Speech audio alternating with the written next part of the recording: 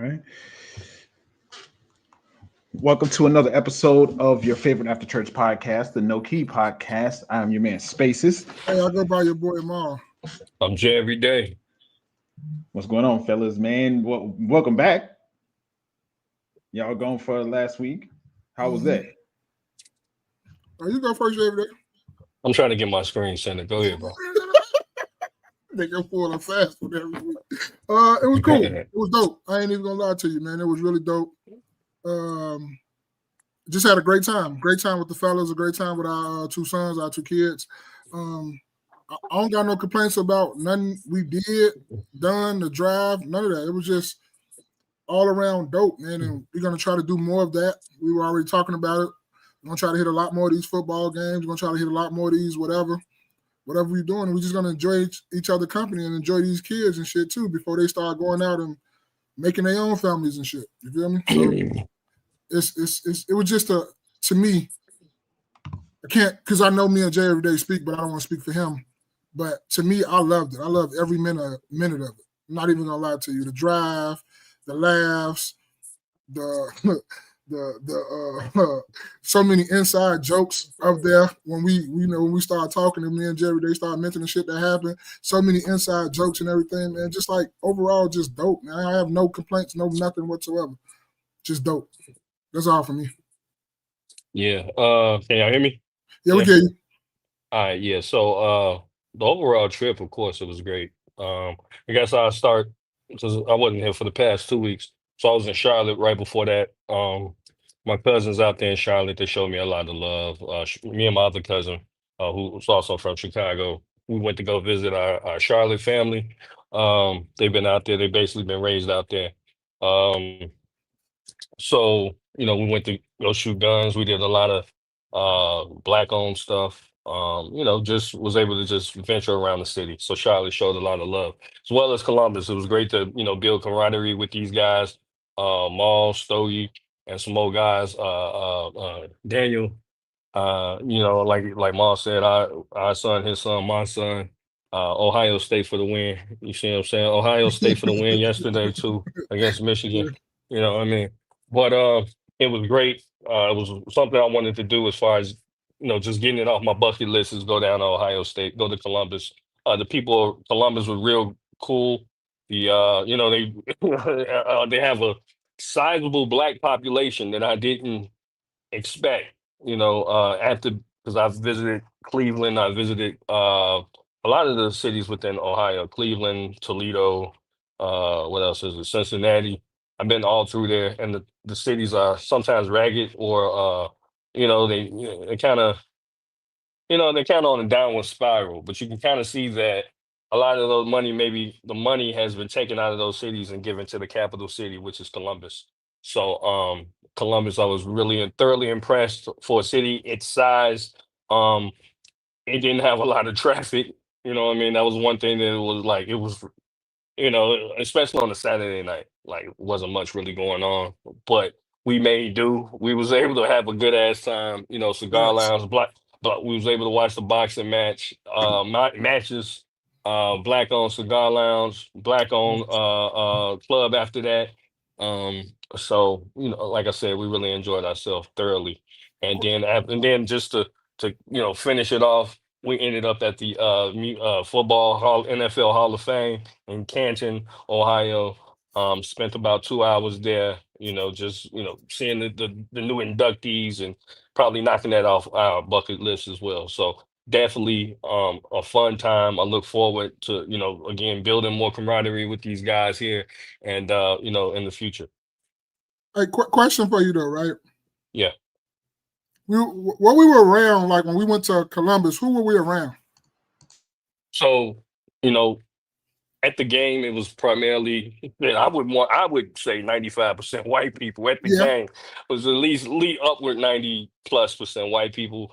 You know, they didn't have a problem with us. We was able to, just make our way to our seats and just enjoy the game. And then after that, we went back around our people. We found a way back around our people, and I'd say it was 100% black where we was at. You know what I'm saying? In both parts, I didn't see any, others. Yeah. And we really had a good time. We know how to conduct ourselves. We know how to move. We moved as a unit. Yeah. You know, and that's just what you got to do, man. Did we have any hiccups? Did we have any problems? Did we have any police call? Did we have any interactions with anything? Was everybody pleasant? How was it? Like, how would you say, like, the whole, besides us, because we already know us as people, Yeah. people move different and move how they move no matter what. I don't care what color you are, you move a certain way. So at first, the tension is always kind of high, but after a while, you get the selling in, you get the, seeing how this crowd is going or whatever like that. Do we have any problems whatsoever? Absolutely not. Even the last place that we went to, the Life Kitchen and Cocktail place, Yeah, because it said 35 for men, 35 and up for men, 30 and up for women. yeah, Um, it still turned out. I mean, it turned out to be. It seemed like they were letting people in that yeah, were younger than the age. But even with it being kind of above capacity, I felt fire code, yeah, um, because we were all kind of shoulder to shoulder in there. Um, and I felt like if this was Chicago, to be honest, just to be honest, if this was the city, shit would have uh-huh, popped off. But uh-huh, everybody there, like to me, had like they was just mild mannered. Like it was cool. The guys was doing whatever they was doing. You know what I mean? The women doing what they was doing, and they was everybody was vibing out. We wasn't even there that long, so yeah. boom, we was gone. But I mean, like I said, it was a good time. We know how to move. Shit gets shaky. Mom was on point as always. You know what I mean? And and that's it. Hey, that is crazy. That mug say, "Hey man," this is the quick last little story, and then we gotta go. Jerry, they say, "Hey man, let's go. We ain't got such and such." Shit, who don't? All right, let's go though. But shit, who don't? Yeah, we We're had we gonna had keep a it at few that. Uh-huh. we had a few things on us, you know what I'm saying? Wasn't Yeah, yeah, we nobody ever did. like, what I'm saying, but Maul gonna have it at that. One he gonna have it. Hey, but go So ahead though. How was your last week though, Space? Busy. Okay. Just a lot of stuff. What's up, Cultivate? What's going on? What's going on? She Cultivate, said. what's happening? cultivate what it do, boy. It's been a minute. Where Hey, you been shit, at? stay ready. That's crazy. But I love you too though, Cultivate. Yeah, it's been busy. It's like I watched the movie Leonardo DiCaprio, one battle after another with Tiana Taylor. I Okay. watched it a while back, and it's like ever since I watched that movie, it's been like that in my real life. It's one thing after another, after another, after another. So figuring things out, working through it, and trying to figure out ways to make things work even better. Uh-huh. So, how was y'all Thanksgiving though? Mine was cool. I just spent like Thanksgiving really is just a day off to spend with the family that you normally don't get. So I just spend with my family and my in-laws and all that like that. And we just chill. I watch football. That's one of my days that I get a football break, that I could just watch football all day. I'm talking about from the time you get up to the time you about to go to sleep. It's football. And I love that. Yeah, Thanksgiving for me was great. Again, another time to spend with the family. It was me on the turkey again this year. I felt like I did a really good turkey. You know, Okay. yeah, compared like I normally make good turkeys, I'm not gonna lie, but I felt like this one was like exceptional because that's not just me saying it. You know what I mean? If sister every day get in there, she probably could co-sign. I just Yeah. made some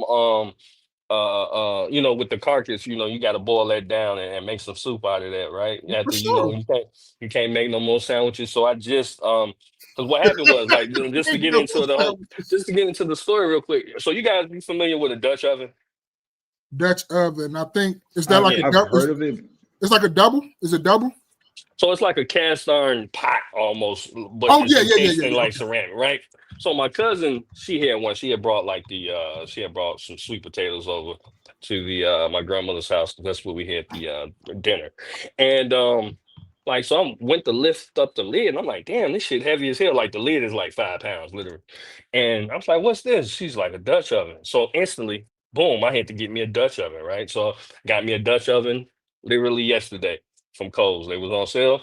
And yeah, it's different models of Dutch ovens. And so I said, well shit.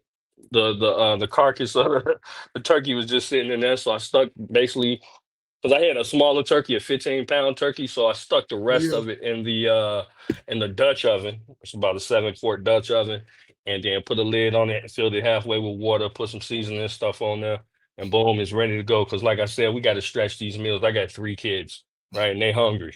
Hey, boy, don't let them hear you talking about like you being a real father out here and you kicking your motherfucking kids' food and all that other shit. Because you know, black men at an alarming rate, we're not good fathers. You know that, right? You can't let Hey everybody man, know that. hey man, look, we do the best that we can do. You know what I mean? You know, let them tell it. We at alarming rate, we're not good fathers and we're not in the homes with our kids. That's what they say. Well, I know who no longer in the home, and I know I'm in the home. You see what I'm saying? Yeah. So I'm in the home with mine. If I could cook, I'm definitely gonna help out, and do my part as far as that. Plus, I don't mind cooking. Like sometimes, like cooking things that kind of go with Joe taste buds. Like, yeah, okay, I rock with that. Like versus not to say, my wife's taste buds aren't the same as mine or anything, but I'm just saying like now it's something that's kind of tailored to my palate, and if they like it, they eat it. And a lot of times they're gonna eat the stuff. They don't have any complaints. So yeah, I cook a little bit. I can now a little bit. I can make a grilled cheese. Mine was cool. I just sat back and no, I didn't sat back. I went to 3 different houses, got some plates together, and So came you back that home. person. You say I went to 3 different houses and got some plates together. That's crazy. Still Go eating on them ahead, no plates. sir. He That got nigga said I Sunday went to dinner 3 right now. cribs and got 3 plates. Okay, go He ahead. My got bad. he got 2 plates at each crib. He got 6 plates. Literally. And those plates were stacked. They all essentially cooked too much food. So I'm like, okay, cool. I ain't spaces though. That wasn't no EBT food you eating, is it? I don't know. I just know they had it. Yeah, Hey, man, go ahead. Finish. That shit funny. But yeah, man, glad to have y'all back. Glad y'all made it safe. Almost cultivate. Almost. Tupperware is Because crazy. You come to my Tupperware, you come to my crib with Tupperware, boy, you getting kicked out. That's a fact. You better use the Tupperware. aluminum foil to paper plates. well, yeah. I already knew that the places already had paper plates. You selling yourself short with Tupperware. Plates are Who? bigger. They cover more stuff. You What can you fit say? more What? stuff in a. You're selling yourself short with Tupperware. No. You're not getting a bigger picture when you show up with Tupperware. It's almost like it's like almost kind of like especially if you're going over to like a friend's house. Like if I can understand if it's your mother's house, your father's house, or somebody like that, yeah, I can understand that. But if you're showing up over a friend's house or something like that, and you bring, like you say, your Tupperware, man, get the fuck out of my crib. I'll holler at you, bro. What is wrong with you? You tripping? Tupperware. You come with the expectancy of taking food home. Is Yeah, that what you you're like saying? you already know you for the like get the man out, beat it, beat rocks. Yeah, I don't. When it comes to taking food home, I'm not really that person because I get, I may take a half a plate or something like that, but I'm not really a big person to take anything home. Like, like I'll bring what I bring because I will bring something. But as far as taking stuff home, it might be like a special dish or whatever somebody might have made. Like my grandmother, she makes like this quiche pie thing that's really good. She didn't make it this year, but something like that. But outside of that, I'm not really taking much home. I don't want to be bothered. All right, all right. So let's get into these topics. So we'll start with one Jerry Day sent to us. And thank you guys for kicking it with us. I see you guys coming in and out of the live streams. All right. Make sure you hit the like button before you leave. Share this with someone. Let them know that your favorite At the Church podcast is live. So this is one that Jerry Day sent to us. And let's see here. I got the YouTube version, and then we'll go to the audio version. Okay. Let's see. Skeleton mask with a group. Even while the 3 teens charged in connection with the stabbing are minors, the 16-year-old is being charged as an adult. During his detention hearing today, the judge ordered him held pending his trial, calling him a clear and present danger to the community. This was completely senseless. There was no reason for you to do what you did. Those were the words of the Cook County judge today, as he ordered 16-year-old Reenecker Mute your mic. in his trial. The teenager is charged with the first-degree murder of a homeless man in the Loop early Sunday morning. A person down 226 South Wabash. This 30-year-old male passed out in front of the restaurant. Got an oversight 30 seconds. Tires on the way. A Venezuelan national living in Chicago for only 2 years, Rodriguez Vasquez is one of 3 teenagers, including 2 14-year-olds, who are facing charges in connection with the murder. Investigators saying it took place just before 6 a.m. Sunday near the Exchequer restaurant on Wabash between Adams and Jackson. In court today, prosecutors said the teens did not know the victim, saying the 49-year-old was asleep in an alcove with his possessions next to him, including his pet cat and a skeleton mask, when the group approached him, saying surveillance video of the incident shows one teen stealing the mask, then running away, while Rodriguez Vasquez and the second 14-year-old stayed behind. Rodriguez Vasquez, they say, is then captured stabbing him once in the back, while the 14-year-old struck him with a metal rod. The teens were arrested several hours later after prosecutors say police officers monitoring pod camera video saw them near the 2600 block of West Cermak.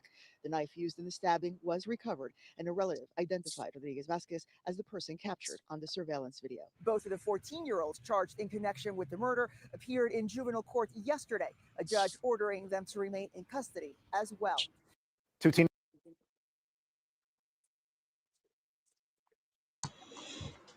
All right. Let's see here. All right, so I got the I guess the article version of the same thing. So let's see. Let me pull it up.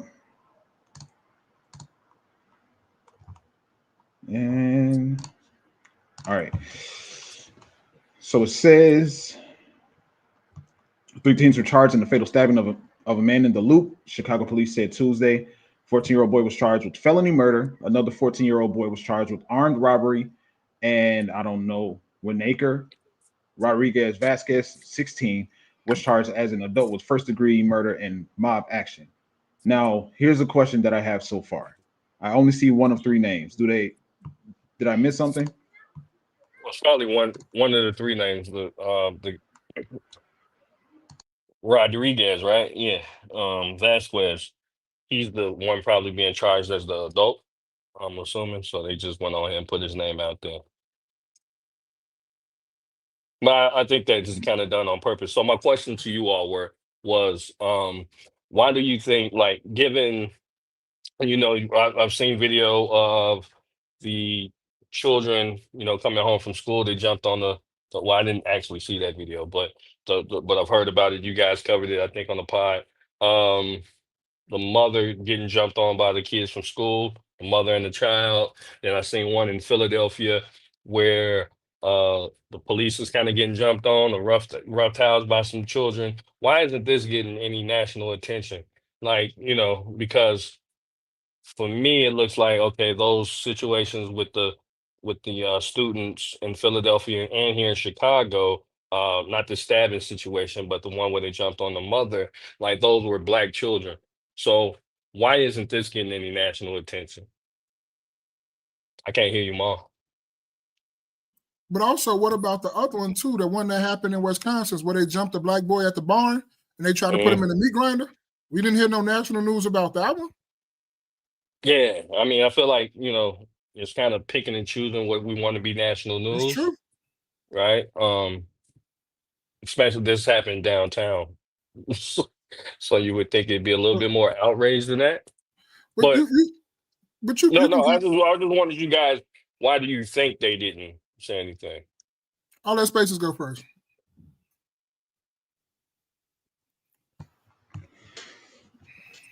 I don't want to go first this time. Okay, so maybe Spaces is looking it up. Mom. Man, you kind of know, man. We kind of know. I ain't gonna say nothing, but I'm gonna just put it like this. You kind of know, like it is. Everybody want a certain group of people to be the bad guy, no matter what the situation is. They can be taking up for themselves. they can be doing the right thing. They can be doing this. They can be minding their business. It's always one group of people that they want to be the bad guy, no matter what happens. That's all I got on that. Yeah. So what I later seen is that it came out later because that was Channel 7 ABC is the first source that I saw put that out. However, I think a couple of days later, Fox News jumped on it. So when I seen Fox News jump on it, I was kind of like, okay, what else is going on with this? So apparently, the young man, teen, he he's basically a migrant. He's a migrant, and he came over, I think, in 2023. So instantly I know when Fox News, like it has to be some extra shit, right? Because they're not gonna. I feel like something like if he wasn't a migrant, then they weren't gonna say anything about it either. Because normally they're like one of the first ones on the scene when it comes to stuff too. But however, this kind of fits their narrative. So sure, they're gonna hop on the same. But I'm just kind of I'm curious on why we're not hearing any outrage when in regards to this. Plus, why not show the homeless person face or something like that? Because I'm kind of curious the racial background of this homeless person as well. Yeah, I was curious about that as when I first heard the story, when I first saw that you sent the story, one of the first questions that came to mind was like, what happened? Of course, like the specifics on what happened, but also what were the ethnicities or the races of the people involved. Um, you know, Maybe it's just a difference in our algorithms, but I see issues with illegal immigrants all the time on my algorithm, like on multiple different platforms, multiple different news outlets. And I think I think it's true that black people are the scapegoats for certain aspects of negativity and drama that happens in social media. I also think a major factor in it is there's a whole lot of stuff going on, so Yeah. something's going to fall in between the reins. And then I think if something like this, like if, how do I say it, a situation were to happen where us, let's just say 4 white people jump on a black man and that doesn't make national news, then people would say, why didn't that make national news as well? So I just think, I think a lot of this stuff is happening all at once. And yeah, certain people do, different media outlets do pick and choose what they do and don't want to make the national platforms, make national news, and boost their platforms or whatever. I think it's a combination of things. Yeah. I don't think Well, I it's think. just the idea. Oh. Sorry, go ahead. I'm sorry. No, I think you and I and the panel, we know how algorithms work. So if you consistently watch things that's, what I'm saying, based on, let's say you consistently watch things on immigration or something like that, it's going to always feed you things of immigration, right? That's kind of just how it works. Even when somebody sends me something or whatever, Maul, you may send me something about cars, right? He sends me stuff about cars. Now my feed from Instagram, Facebook, whatever, even YouTube is littered with car things, So that's why I always send something back to the group. So if you consistent, so your algorithm is basically only a reflection of what you're looking at, and it's just going to keep feeding you that. So obviously I'm not really big into immigration. Like I care about it, but that's not my thing. You know what I'm saying? There's other things that I'm paying attention to. So my algorithm isn't going to be littered with it. However, this happened to come across, and I did hear something about the the mom being jumped on in here in Chicago, and then this came across a little later, and it's like, well, that was being there was an outrage about that. Where's the outrage about this? And just in general. If it's so what are we defining as national news? Like what does it take for something to be national news? Because I think just off on surface level, it making it to the major news platforms, social medias like Fox News, CNBC, MSNBC, and all that stuff, to me that counts as national news. So Oh, they if have. Oh, I'm sorry. Go ahead. I was just going to say real quick that they got Fox everywhere, right? So if Fox 32 covers it, it doesn't mean Fox LA covers it. So just Fox 32 Chicago is covering it. But if you got Fox LA's talking about what's going on here in Chicago, or you got Fox Philadelphia talking about what's going on here in Chicago, then that's national news. Just like I found out what was going on in Philadelphia when those black kids were jumping on the police, that became national news. When people across the United States were talking about what's going on here in Chicago, about the black woman getting jumped on by those children, that became national news. You had YouTubers and you know what I mean, influencers talking about it. To me, that's national news. That is national news versus just your local Fox 32 covering it. That's not national news to me. That's just kind of local news. Keep it centered there. I don't really, maybe I need to start paying attention, but I don't really pay attention too much to what places are covering it, but like what news medias or news where the location of the news platforms that are covering. I just look at the stories, right? So just to kind of interject, if a YouTuber that's not from Chicago, right, gets on and starts talking about issues in Chicago, it became national news. Would you agree? I can't hear you, Sorry, Spencer. I muted myself. Say that again. If a YouTuber start talking about things that's going on in Chicago, right? Or multiple YouTubers, right? They're talking about things that's going on in Chicago. Again, like the lady who got jumped on by the children. Multiple YouTubers, multiple channels were talking about this. So that lets me know this became national news, that everybody's hopping on it and talking about it. So, in order for this to be national news, you're saying that somebody in Texas would have to talk about this? No, well, they don't have to be from Texas. What I'm saying is that Well, if that was just a random location I was saying. right, and I'm just saying a YouTuber that's not from the area is talking about this, and multiple YouTubers are talking about it. To me, that made national news. Otherwise, like you wouldn't know what's going on locally in Chicago. So if Fox, let's say Fox Detroit, right? What if Fox Detroit were to play what happened here? Okay, now it's national news. It's going beyond just the Chicagoland region, right? Maul, you brought up what did you just bring up?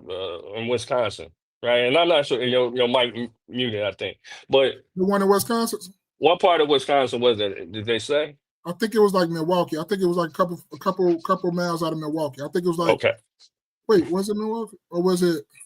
like It was one of the Racine or popular. It was one of the popular. Probably was Kenosha? Kenosha because it was at a Yeah. barn. It was probably So if it's Kenosha. Kenosha falls under the scope of Chicago. You see what I'm saying? Under the Chicago, the region. Uh-huh. So you're going to kind of get those things. But what I'm saying to you is, how come something like this isn't national news when we already are? We are having a migrant problem. Why isn't anybody jumping on that? And prior to Fox, and like I said, reason Fox jumped on it is because it fits their narrative. I was just going to say that too.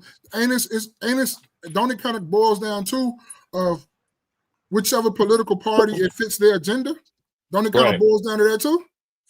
Yeah.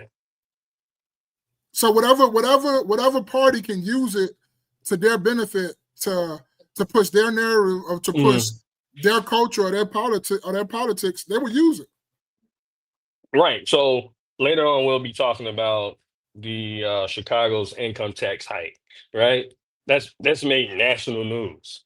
Right. So something like what the fuck Chicago got going on as far as what the citizens of Chicago got going on as far as their income tax hike has made national news if other people are talking about it. And So with this in this regard, what news platform would best benefit from talking about this?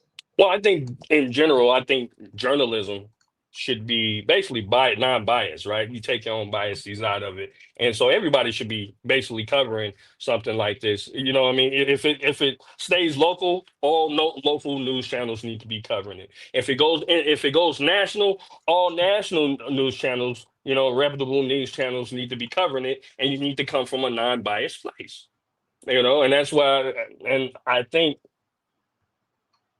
listening to because the what you shared later we're going to be speaking about as far as the income tax. When I hear the biases of the people that's on the panel, it's kind of like, dude, take your own biases out of it, report the news. You're not you see what I'm saying? Just report the news. Mm, I don't. I don't I disagree mean, with what you're again, saying. that's my perspective. I did go to school for journalism for a bit. You know what I mean? So I love for me, I think that just reporting the news as it comes and not interjecting or adding anything extra to it, right? But I get it. Like people want views, people want their side to side with them or whatever. But it's just kind of like a lot of times it becomes a bunch of disingenuous, you know, j- people being disingenuous in their actions and what they're talking about. And, honestly, like, it's like, okay, no solutions. Yeah, I mean, I don't disagree. I do think I, I I I agree with you, but I'm also a little confused. So I agree that certain platforms pick and choose stories that benefit their narrative, whatever it is that they're trying to push.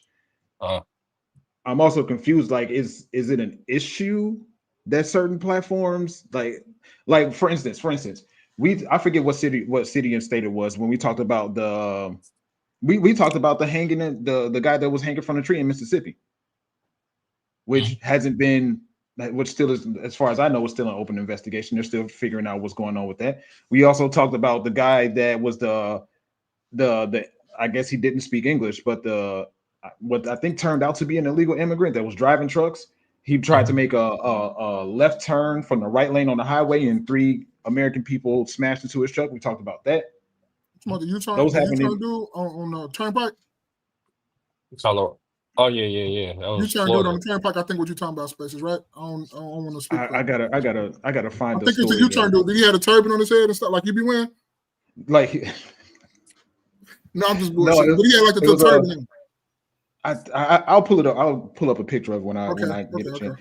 But I don't know. I mean, yes, people have biases. I'm not disagreeing with that by any means.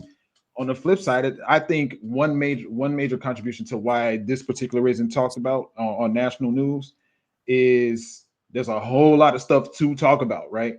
And I hear, and it's not necessarily my algorithm. Well, I guess it is to Jay Reday's point, my algorithm that's talking about this. But my algorithm is of a bunch of different stuff. Like it could go from political news, political conversations, all the way to Pokemon battles and clips from different animes. So I don't know. I hear what you're saying. I just think a little bit more on the side of certain things are going to fall through. There's far more stories that are happening than can be reported on. Okay. You guys got anything else? You got Maul? You've been quiet for a minute, Maul. What you got? No, I ain't got nothing. I was just listening to y'all. I don't got nothing. Like I said, like I just said, my opinion is like both of y'all said, people pick and choose what they want to show and showcase. Like if it fits your agenda, you're going to showcase it. You're not just going to be unbiased, like Jay every day said, and then like you said also too. Shit, if it fits your agenda, you're going to say it anyway. That's just what fits your agenda. So you're going to try to push what you want to push to your people. But we already know why, certain things don't get it because they're trying to portray a certain group of people to be the bad people or whatever like that. So you're going to push whatever you want to push. But like both of y'all agreed upon, like we think it should be unbiased. You should just report the news, keep your fucking opinion and your 2 cents out of it, and just report the news. It don't matter what Isn't side it falls on. Just report the news. isn't that back and forth between the, let's just say specifically Fox News and CNN, right? The idea of them speaking against each other, isn't that their bag? Isn't that how they make money? That's Isn't true. that It how they is, keep but it's ratings? not. It's not journalism. So that's my point as far as journalism. That's not journalism. Whether it becomes just entertainment and it's not, you know, you're doing something for the bag, it's taken away from the actual journalism that the people actually look for you to tell, right? So it doesn't matter the outlet that I look at, right? If I'm looking at Fox, I expect Fox to give me the facts as it stands, right? Don't try to manipulate anything to the best that you can, right? And that's the issue that I feel like, when it comes to stuff like this, is like, um, we're not going to report on it, or, just whatever, what I'm saying? I think I kind of made my point. I just think it's just poor journalism on everybody's behalf. So you I'll go ahead, ahead. Maud. Oh no, what I was going to say is, so you trying to say is you can have that, but when it comes to talking about the news on y'all like Channel 5, I mean, like y'all peak hours, just report on the news. If you want the show after for y'all to go back and debate, this is a debate show, so go ahead and do that. But when it comes to reporting news, we don't need no debates. We just need the news. All right, we need the news. Like, okay, because the bag has, and I credit Carl or Stogie for adding this. When you add money to anything, you know what I'm saying? It It's like, really paints everything, right? yep, So when you have ESPN, right? This is the sports network. Report fucking sports. Who scored points, nigga? Who won the game, right? Just that. I don't want to hear about no political nothing, right? None of that. I don't care what they doing or what they doing really off the field. Really, you know what I'm saying? If it really don't affect, the game, like keep it just sports. You the news sports place. That's it. But once you start, even with ESPN, you start picking sides, right? So you start, even with like, okay, ESPN that's owned by Fox, right? So now you get Stephen A. Smith that kind of may lean, that way, right? Just report the news. You remember Sports Center? yeah. This is what happened. Well, ESPN is owned by Fox. Disney, yeah, they all kind of, yeah, Oh, like got you. Okay. yeah. I was about to say, wait a minute, did I read that wrong? So Uh, that's what I'm talking about. Like, just report the news. We come to, and to Mark's point, you want to have somebody. You still want to have your Hannity's or whoever MSNBC may have or CNN may have. Cool. That okay. We know that that's the place to look for. Our right leaning content or our left leaning content on MSNBC or whatever it is. But when it comes to just basic journalism, right? Even in the newspapers, just stop leaning. Stop taking sides, because I, it becomes. Mhm. okay. No, I was gonna say, and it kind of fucked me up too because you're like, bro, so what really happened? Yeah, Because they start throwing some of their opinions in it and it starts swaying you that way. But it's like, bro, I really didn't think about that. Then you gotta go listen to somebody else. You're like, oh, that's what they really meant by this. And then now you're trying to navigate the middle or navigate whatever's going on. But it kind of makes you, when you listen to too much of this stuff, it makes you lean that way. And it's not like you're trying to do it. It's just that that's what you listen to. So that's what you start leaning towards because it's like, oh, yeah, I agree with that. Oh, yeah, I agree with yeah. that. And it's not And, like, no, real quick. Even when you have like ABC, right? They just put out the young man's name. He's 16 years old. Any other 16-year-old, I don't give a fuck what they was charged with. They wouldn't have put out his name. He would have been a minor, so on and so forth. So when you put out, okay, such and such, Rodriguez, Vasquez, whatever his last name is, okay, now you got me thinking. I'm instantly gonna think, okay, was he here illegal? Because that's where my mind went. And guess what? Fox jumped on it, and then they were like, he was in illegal. You see what I'm saying? So it's all done by design.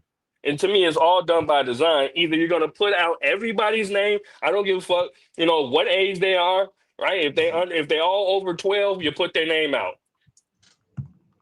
You know what I mean? You put the 16-year-old name out. It doesn't matter if he getting charged as an adult.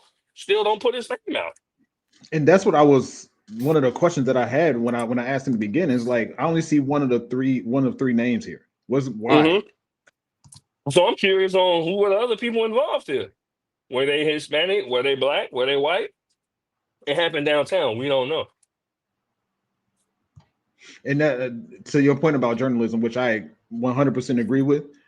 I'm not going to say the name of the platform, but I got into a little bit of a back and forth with somebody, right? And y'all know I subscribe to Anton Daniels, right?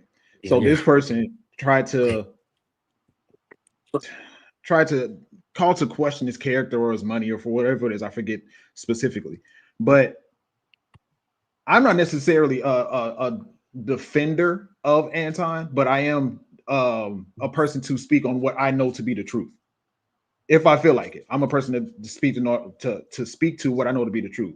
And this person came to, recently came to YouTube and tried to call to question the money that he makes or whatever it was. I forget what specifically, but the evidence that they used was evidence or pictures and stuff, screenshots or whatever, that have been regurgitated by people 50 times before this person came to YouTube.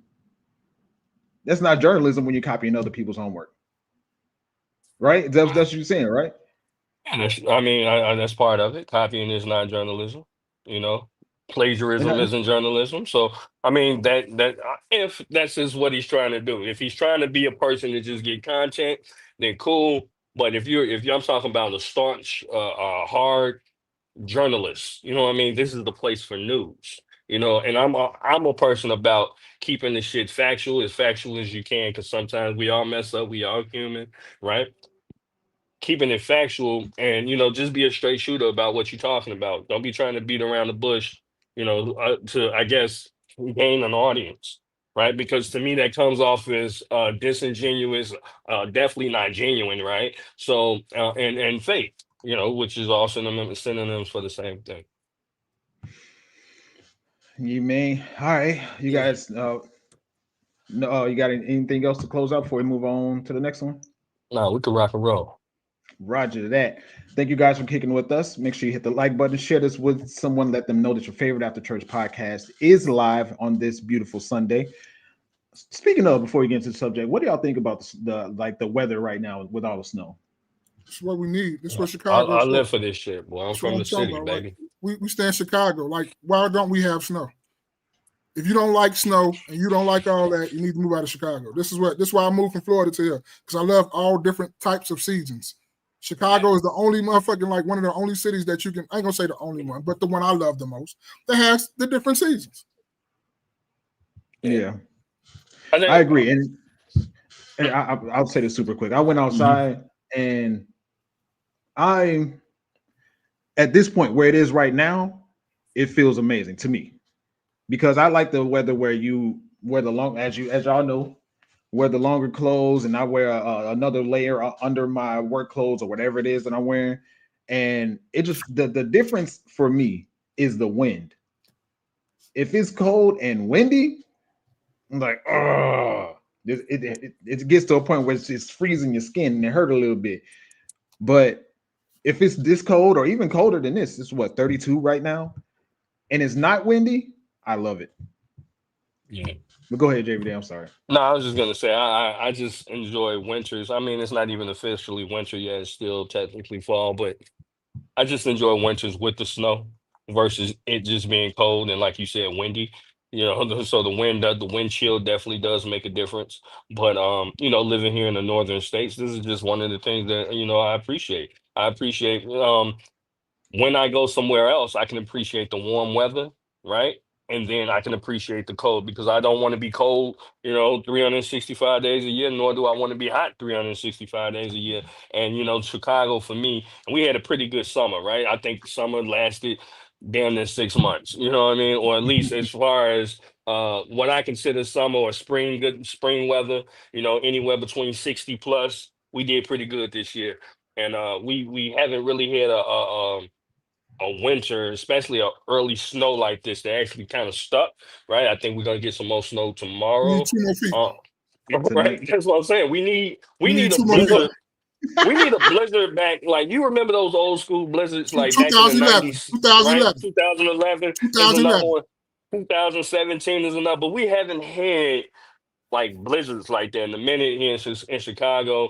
Obviously other cities get, more snow than we do, Buffalo, Cleveland, all that type of shit. But I'm appreciative of it, because when 2 the more feet. spring and summer does come back around, that lets me appreciate that as well. Hey, 2 more feet, and I feel for you little niggas who got little cars. My bad, but hey, it is what it is. Man. I drive a truck.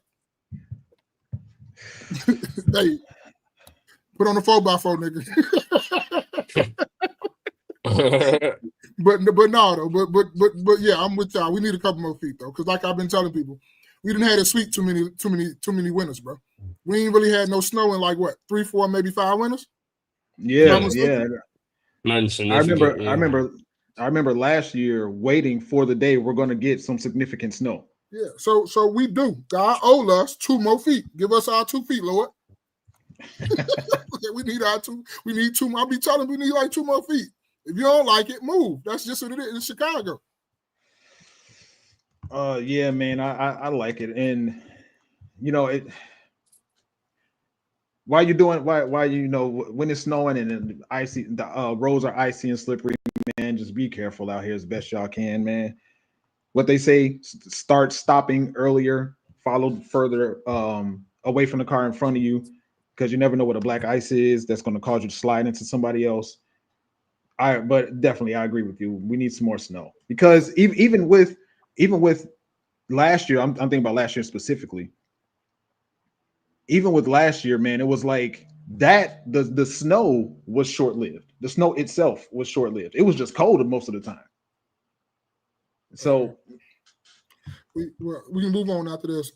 Last night we come in the house. I thought we went out to go get something to eat real quick, and I'm just got off work, so I went to grab something to eat. I'm still on my work clothes. So me, my wife, and my son walking in the house, and I'm just in the back of them to my yes, I love it. You seeing you walking through the snow, feet kind of cold a little bit. Then this is where we lit, man. I ain't trying to hear that. I love this type of shit all day, every day. I remember as a kid playing this shit. This shit is fun. all right, man. So speaking of Chicago, we're gonna talk about this situation with property taxes and how it's affecting people in Chicago. So let me get this up here. Where did it go? Here we go. All right. So we got a couple videos, and I'm just gonna actually this isn't the first one, but whatever. Play some of this one, and then we got one more to go along with it.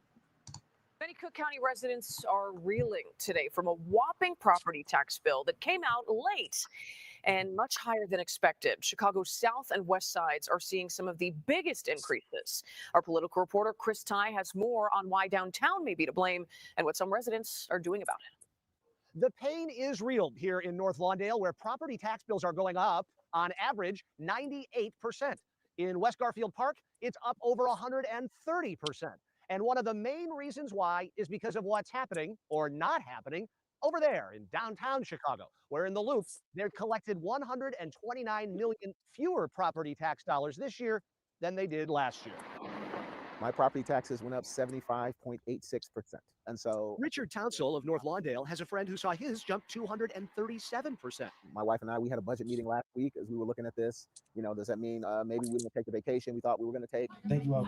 A frustration that this weekend led to this bill burning, led by the Lawndale Christian Development Corporation, which he is executive director. It was a Boston Tea Party kind of moment where it's like taxation without representation. What do we do about this? Not just whine about it. One idea is to lobby for a state law in Illinois, similar to one in California, that caps property tax hikes at no more than 2% a year. Consider Englewood residents saw an 82% jump this year, an average of $609. In North Lawndale, it was $1,900, and in Garfield Park, it was $2,000. I think it's incumbent upon us as citizens to give our elected officials what we want. We should be pressing them around the bills that we want to see, not waiting for them to come up with a solution. The problem, County Treasurer Maria Pappas says, is what's happening downtown. All these high-rises, commercial buildings that you see downtown are unrented because the businesses have left the city. So somebody had to pick it up. So the residences are picking it up. Picking it up begrudgingly. I think government needs to learn how to live in their means, because guess what? You and I don't get a 100% increase on our pay. Residents burning mad over the way government is spending more than they have. In North Lawndale, Chris Todd.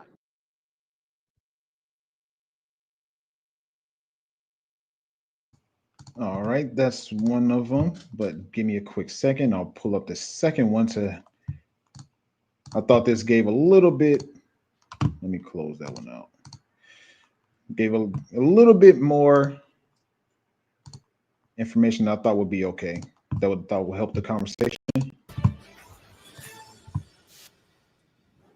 Chicago homeowners are facing a record property tax increase to help fill a massive budget hole that the mayor's progressive policies helped create. Kelly Siberia is live in the Windy City with much more on this. Hey, Kelly.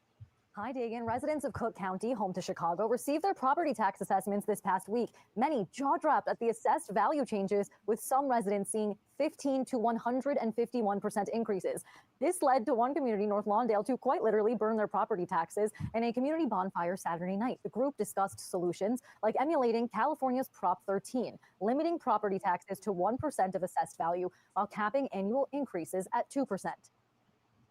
I'm just not buying it. What's going on downtown has an impact. With the vacancies downtown has an impact on the region, but I think they're hitting the people who are least able to pay for appeals.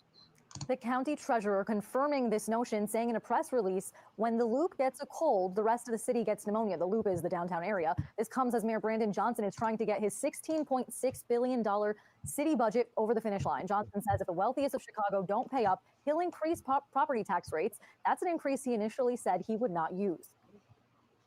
It's clear here, we're either going to cut services and lay people off and raise property taxes, or we're going to make sure that those with means who can actually afford it, put more skin in the game. The mayor announced the corporate head tax that we've been talking about as a strategy to offset raising property taxes. That's a $21 per employee charge. But after pushback from the public, Johnson increased the size of the companies that will fall under this possible tax from 100 employees to 200. Back to you, Dagan. Thank you, Kelly Saberi. Who wants it? Who wants to tell him? Who wants to tell him? No, look, I don't like cities to burn. We've talked about this. But Dagan, you mentioned. All right, we get it.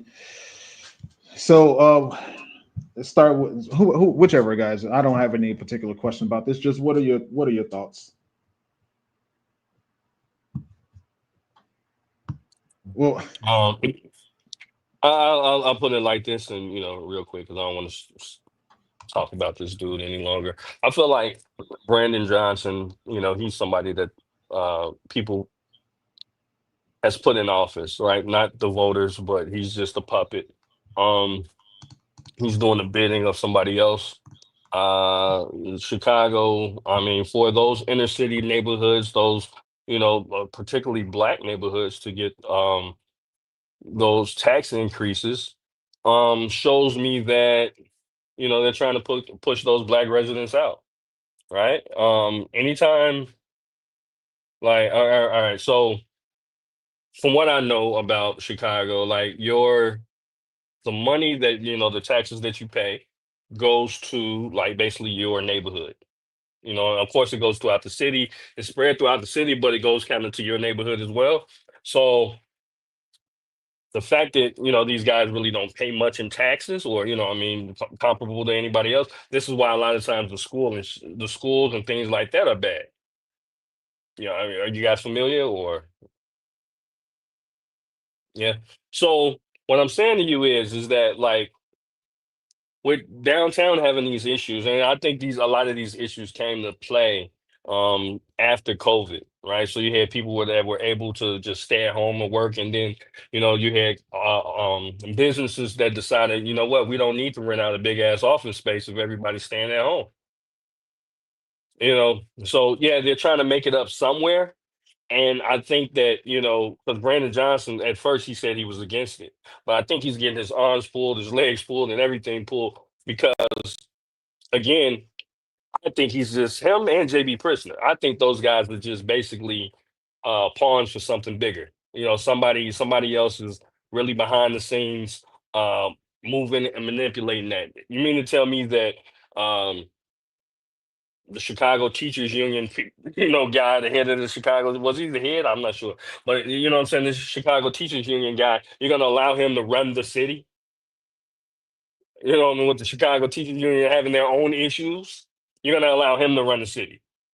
So I don't believe that, he's running much. I think, he's being told what to do, and he's basically the figurehead, just like I think any figurehead, even, we go as far as the president of the United States, I think he's a figurehead as well, right? Because there's too much money, there's too many elites, and they're not going to let certain things happen. The best thing we could do is go ahead and piss on the poor people, And what they're going to do? Boom, they're going to vamoose up out of here. We got cheap land that we can buy, we can gentrify, and we can start the rebuilding process. So that's kind of my thoughts. Mo, what about you? What do you think? What are your thoughts? I was kind of needing more context because I want to know why. Jerry Day kind of cleared it up for me just a little bit, but why you pick and choose what neighborhoods to raise their taxes? That was my big thing. Like for looking at this, he kind of brought it. It made it a little bit clearer, but it's still like some more context I need to where, like, how do you? All right, what do you go in a bucket and like bingo? You pick some shit out of it and say, "Oh, we're gonna raise their taxes." Because when you go back and you look at all those people taxes that was raised, those are predominantly black neighborhoods. It said Inglewood, it said Garfield, and what else it said? It said one more, right? And Lawndale. All those are like 90, 95, maybe even 99% black. Well, you know what they're going to tell you if you look through the comments, right? So you look through the sift through the comments, they're going to tell you, well, we're already taxed to death, right? So they're going to tell you how they're taxed to death on the north side, right? But meanwhile, they have the best schools, they have the best resources. You get all the resources, so they're not complaining about that because a lot of times people don't mind paying taxes when the resources is good, right? So the people of Elmhurst, the people of Oak Park or Hinsdale, right? They pay absorbent amount of taxes, but guess what? They're gonna keep it white, they're gonna keep it right, and they're gonna get their shit. You know what I mean? Keep it white and right? Yeah, they're gonna keep it like that. Like that's gonna be that's for us. You know what I mean? So somebody from Chicago can't go into Oak Park looking to get any additional help or anything because that's reserved for our residents. We pay $15,000-$20,000 a year for our kids to go to a great school. You know what I mean? This is why when you have an apartment in Oak Park, right? If you have an apartment in Oak Park, they're going to make sure that no additional kids are, and they kind of do this a lot at other places too, right? Yeah, go But to they're going to jail. make sure, they're going to literally come to your crib and make sure that you stay there, right? That your child stay there, right? This ain't nobody else's address that you're using, right? Yeah. And then I'm just saying that's kind of, having a great school is one of the perks of paying taxes, Yeah. right? Or having street clean, you know what I mean, and stuff like that. But when you look at these poor neighborhoods, obviously they can't afford, you know what I mean, the higher taxes. But they also pay for it in the long run because guess what? The schools ain't worth a damn. School's not worth a damn. Trash is on the street, so on and so forth. When really, from what I heard, the way the taxes, this is basically what I heard, is that the taxes is really supposed to be spread out equally amongst the city, right? But that's another story for another day. So Nelson Beauty, what's up? What's up? Kamal, what's up? Welcome in, welcome in. While you guys were talking, I just Googled because What Maul up, had y'all? a great question. Like, how do you choose which areas are affected by the tax increase? So I just Googled. Let me actually take this down. Bring this up. Yo, what's up, So y'all? I'm sorry. Sister Everyday, Kamal, what's going on? It's Kamal, right? Yeah. All right, what's up? What's going on, brother? So I just typed in. I probably didn't phrase the question right.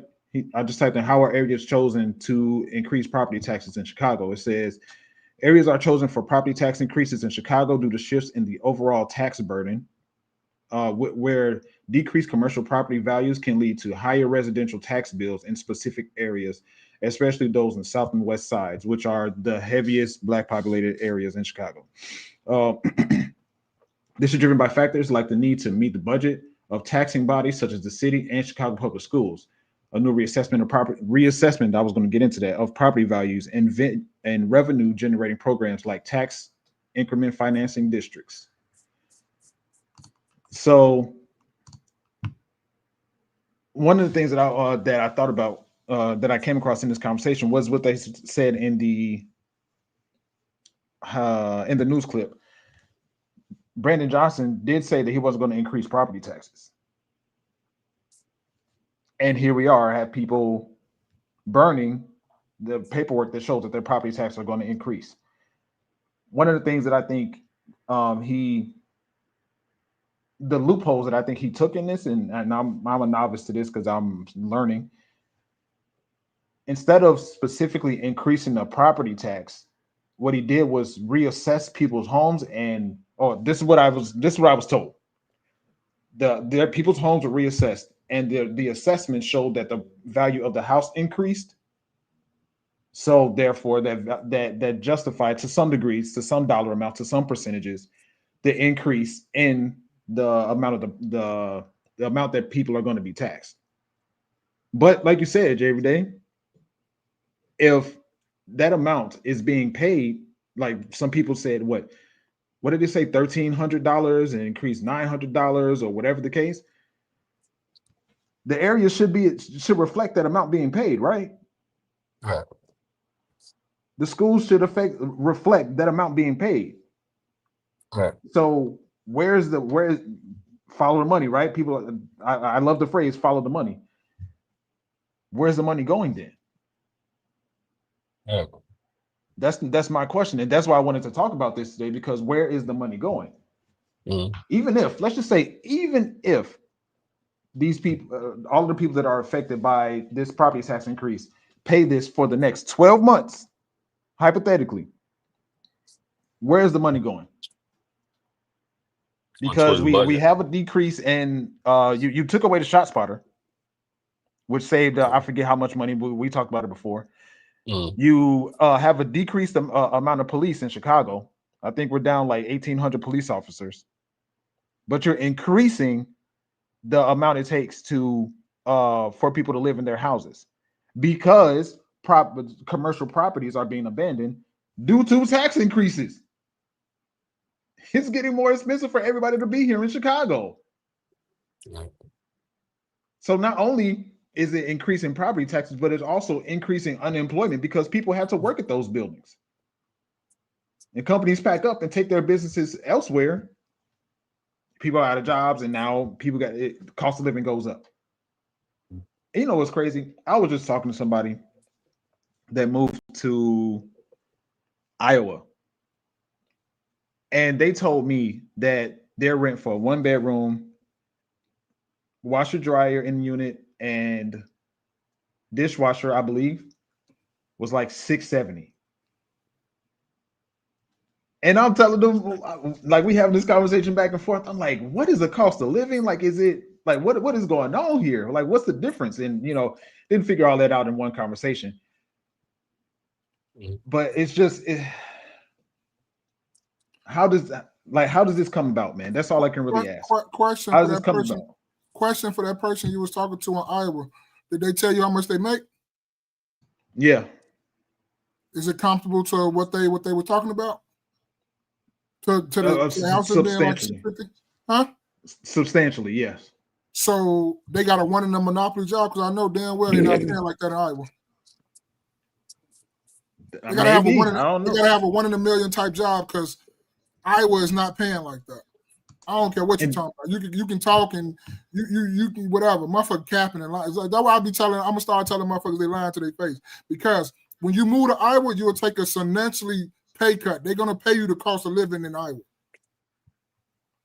And that's one of the questions that I was, it gets touchy when you start talking about, how much money people make per hour. I can only take person at their word. Yeah, because like they want to make it look good.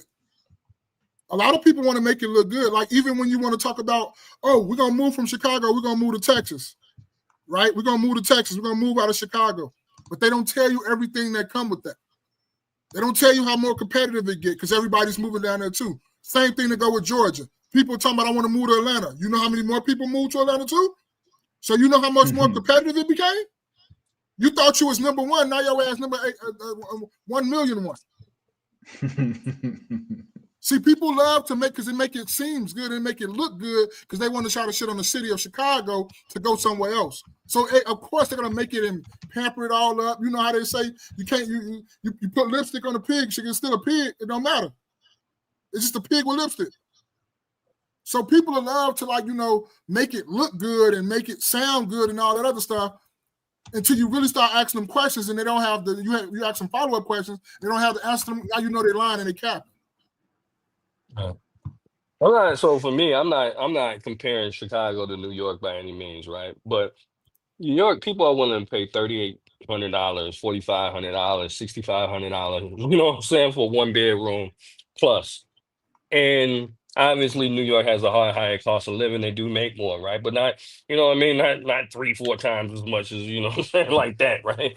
So, and even in San Francisco's and a lot of the coastal cities, Boston and Miami and Washington. So I guess the issue is like I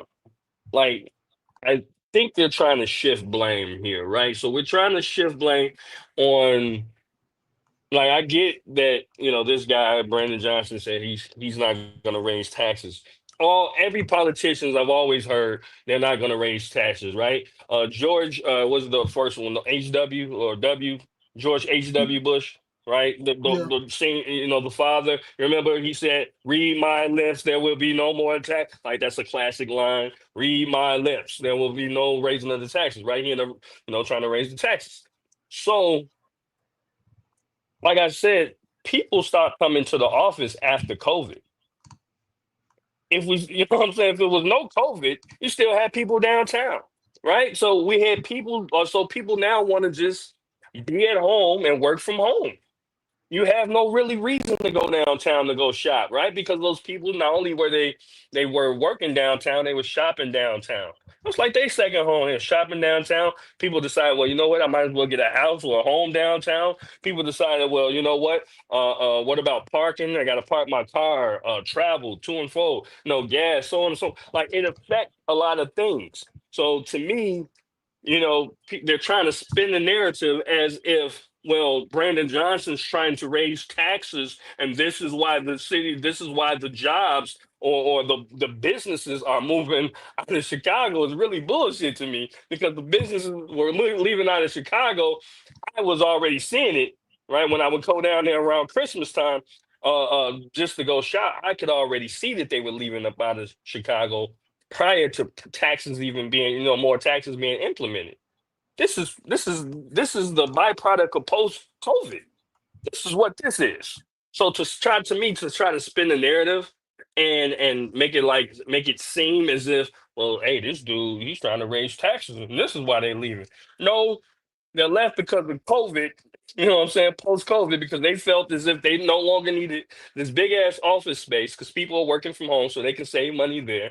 Right. And now the residents especially the poor people of Chicago are now feeling it. Right. When you have more businesses, obviously that's less property taxes. My mother's staying in a nearby suburb. It's an abundance of businesses, warehouses over there. Her property taxes are lower than a lot of other suburbs that's adjacent to hers, because where she lives has a lot of more commerce going on, and that's just kind of how it works. But to again, they're trying to spin this narrative, and I get it. He's not doing what he said, but I feel like that shit. I mean, what can you do? You still got a budget. Hey, but ain't that every politician though? Yeah, Don't they're every all gonna hit you. politician say they're not gonna do this and they're not Absolutely. gonna do that and they're gonna just do it? Yeah, Like, that's just absolutely. politician talk. And that's why I say when you sit up here and you volunteer, because to me those voluntary lies. Because we didn't tell you not to raise no property tax or whatever, so forth and so forth. Because you ain't have to mention that on your campaign tour, on your election thing or whatever. You could have just kept quiet about that. You don't have to say anything. But then people revert back to the words you said because you said this, and now your hands tied behind your back because you didn't know what was behind the curtain. Now you went behind the curtain and you pulled it back. You're like, damn, this shit more fucked up than I thought. But all politicians voluntary lies. And that's why I always say, dog, give a motherfucker one term. If you don't get shit misconstrued and do what you need to do, get the fuck up out of here. Get him up out of here, man. He's going to be a one term in here, right? Yeah. Prior to him, we had Lori Lightfoot. We had a major issue with Lori Lightfoot, right? She Yep. was the mayor during COVID. We had major issues with her. We fuck around and we found out and we got somebody else, Brandon Johnson. Even worse. We've always complained about the mayors here, right? So to me, it's something bigger than the mayors. We have Mayor Daley, right? And again, all these guys, they do fall under Democrats. So, you know what I'm saying? That's just something to kind of I will look out and say, right? But I'm not a blue city person, right? So I'm not a person that's gonna sit up here and say, well, it's just because these guys are blue. I think the real thing here is green, right? It's money, it's greed. Right. At the end of the day, somebody's running this shit. Right? It's money and it's greed. And so we've always had mayors here in Chicago that have really done the citizens wrong. And but again, I look at them as basically figureheads to something bigger. So what's good, OG? I don't know if you saw his comment, Jay, every day. He's talking about you. What do you say? You see it? Ohio State for the win, baby. You know what I'm saying? Poison. One of the things I heard about and I wanted to look into, but I haven't gotten to really look into is while we're on the subject of money. Did y'all hear about the Chicago Teachers Union and the conspiracy about how they're spending the money? Yeah, as far as taking trips and stuff. I was shocked while y'all were talking. I was hoping to try to pull up a video of people talking about it. Mhm. I saw one, but it didn't go into detail. But yeah, so I mean, while we're on the subject of where the money's going,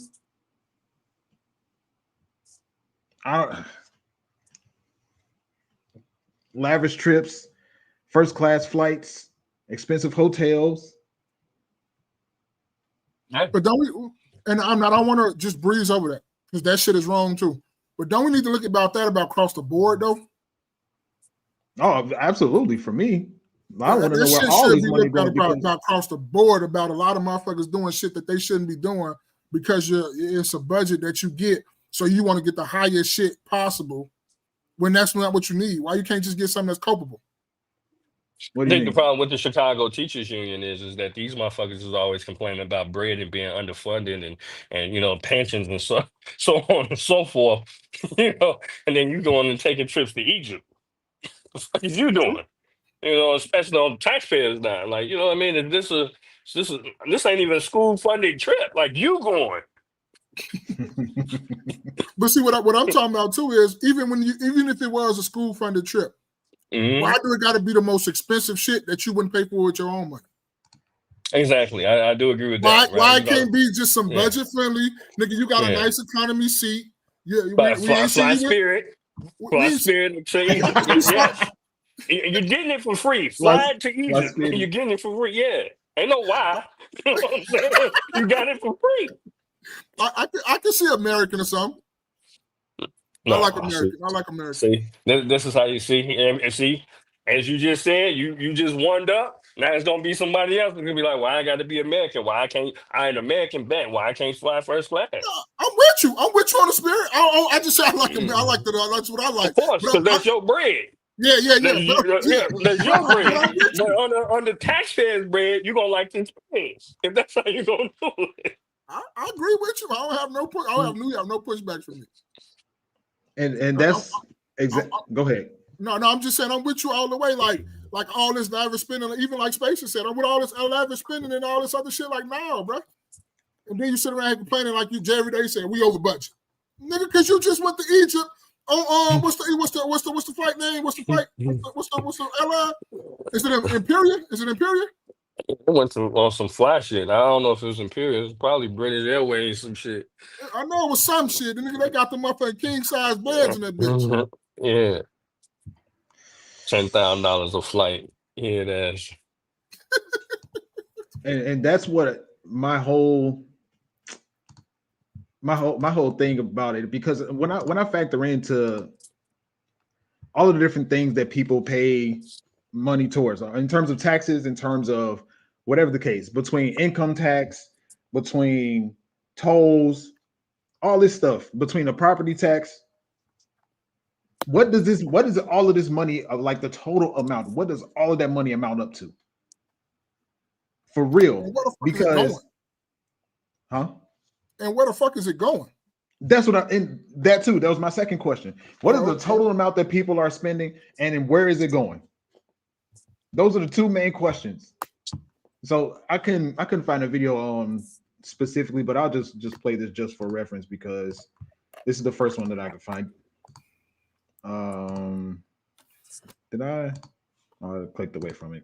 Sheesh. But it was a news story though. Here it is. All right.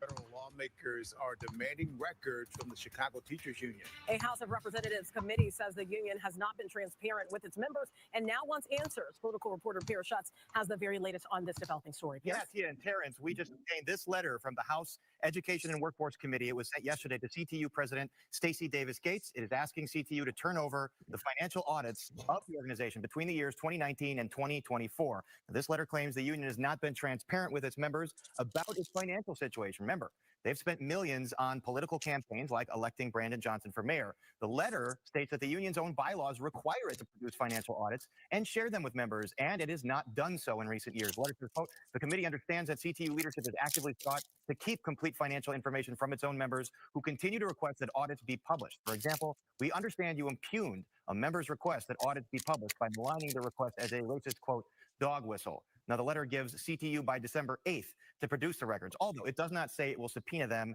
if CTU fails to comply. It follows an ongoing lawsuit by a disgruntled member sponsored by a libertarian organization who has fought leaders to produce those records. CTU leaders, he says, have repeatedly stonewalled his requests as this case drags on here in local court. Now, the House committee says the purpose of CTU producing these audits is to see if they need to make legislative changes to the nation's labor laws to compel labor unions to disclose their financials. It does not say whether or not it would refer this to the Department of Justice or subpoena these records if the union does not comply. A spokesperson for CTU did not have a response. Yeah, man. So, but yeah, Jerry Day gave us the simpler version of it. It's like just like I think this is a question that we're all asking. My personal question is, how much does all of this income tax and tax money, if it's a tax, including tolls, if it's a tax, what is the total amount of all that money being collected? And more importantly, what is this money being spent on? That's what I'm confused about. So I think what they're going to tell you is a lot of the money is going to pension funds.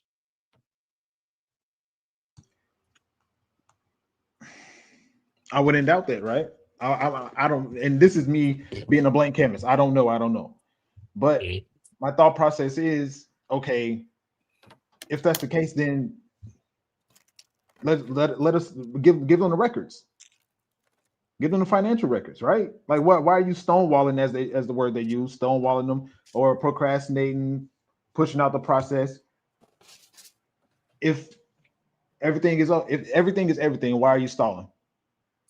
I think if you do a little digging, I mean, you're able to see, what's been. I'm probably not particular what's being spent where, right? But what's budgeted where. So, obviously, I'm not sure if it's going to get down to the penny, how much they made off tolls or whatever. But and where the toll money is supposed to go back into toll roads. And the lottery money is supposed to go back into the schools, but again, it's a lot of robbing Peter to pay Paul, and that money again is probably going into some type of to pay pensions, and so they say whatever I like these pension funds is crazy. And and like how much, like what?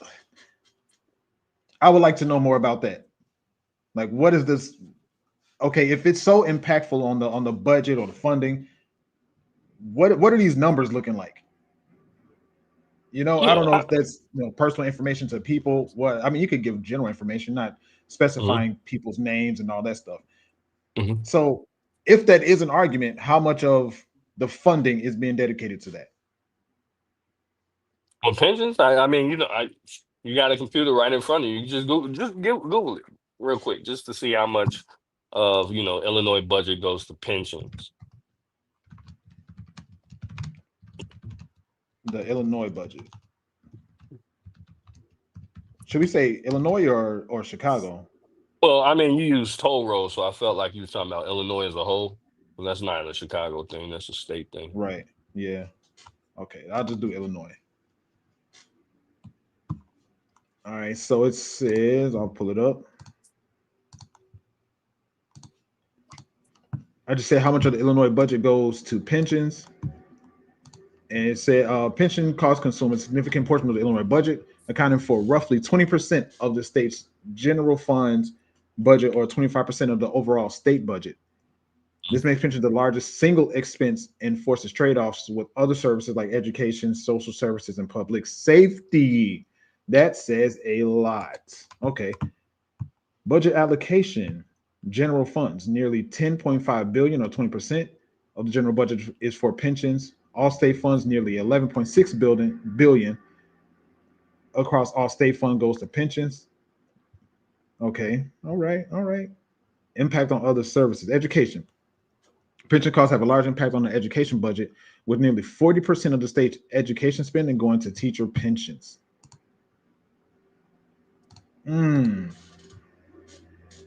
So what's to be, so last thing and we'll move on.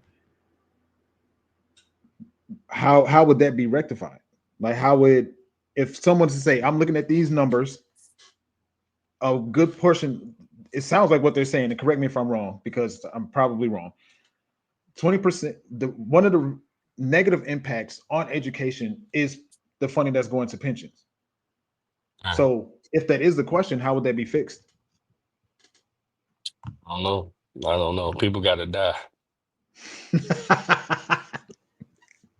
It sounds crazy, right? I mean, it does sound wild, but I mean that's like, and even then they'll find a way to steal the money. You know what I mean? I mean, look, I think it's a bunch of stealing in the process. There's always somebody, greasing their palms and greasing their hands. So I really don't know. I don't have any answer for this because just the Chicago area. This is called the machine, right? So anything called the machine, Brandon Johnson, he may be a conductor of the machine. He may, you know what I'm saying? He may be a cog in the wheel, but he's not the machine, right? He's not the person.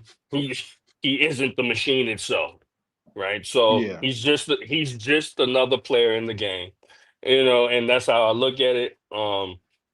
Unfortunately, a lot of times we do look at skin color as far as just different things. I mean, not just black people, but white people, right? Everybody, Hispanics, right? We want our own to succeed, but a lot of times they're the very ones that stabbing you in the back. So in this machine here, because at the top everybody's working together, right? They're greedy, they're all at the top and they're working together. So in this machine here, um, I can see them having Brandon Johnson just be the leader of the machine and making, these decisions. I don't Or see it. like the fall guy.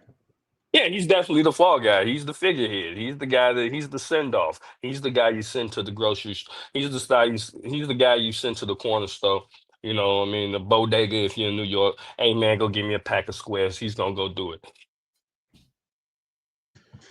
All right. I think Maul stepped away. Mhm. No, I'm here. I hear y'all. Oh, you got anything else? Last thing you want to add before we I'm move cool. on? Yeah, I said everything. I'm cool. All right. Thank you guys for kicking with us. Hit the like button, share this with 2 people, let them know that your favorite After Church podcast is live.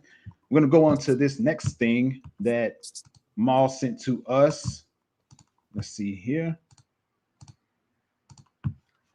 Right here. So it says CNN just said that 90%, 97% of Americans don't have $1,000 in their account just in case of an emergency. Let society trick and fool you, man. 90%, CNN just said 97% of America don't even have $1,000 in their account in case a major emergency occurred right now. But when you look around, everybody got car notes, everybody got Mercedes Benz, everybody got Lexus, everybody got all these fancy, expensive cars and all these material things. And I used to feel kind of left out sometimes myself, like, man, how these folks can afford all this stuff? Until I started just really diving deep into what's really going on around me. Man, these folks ain't got it like that, like we think, man. These folks are struggling to keep up with the image. Why everybody be so stressed out because they know they faking and flogging. Like Charleston White said, man, everybody playing. I really believe Uncle Charleston on that tip. That man said everybody playing. And I 100% believe everybody playing. Nobody really got it like that. So don't you get up caught out here going to get a car note because you saw somebody else paying their little car note. They can't afford that stuff. They flogging. Hey, do not let.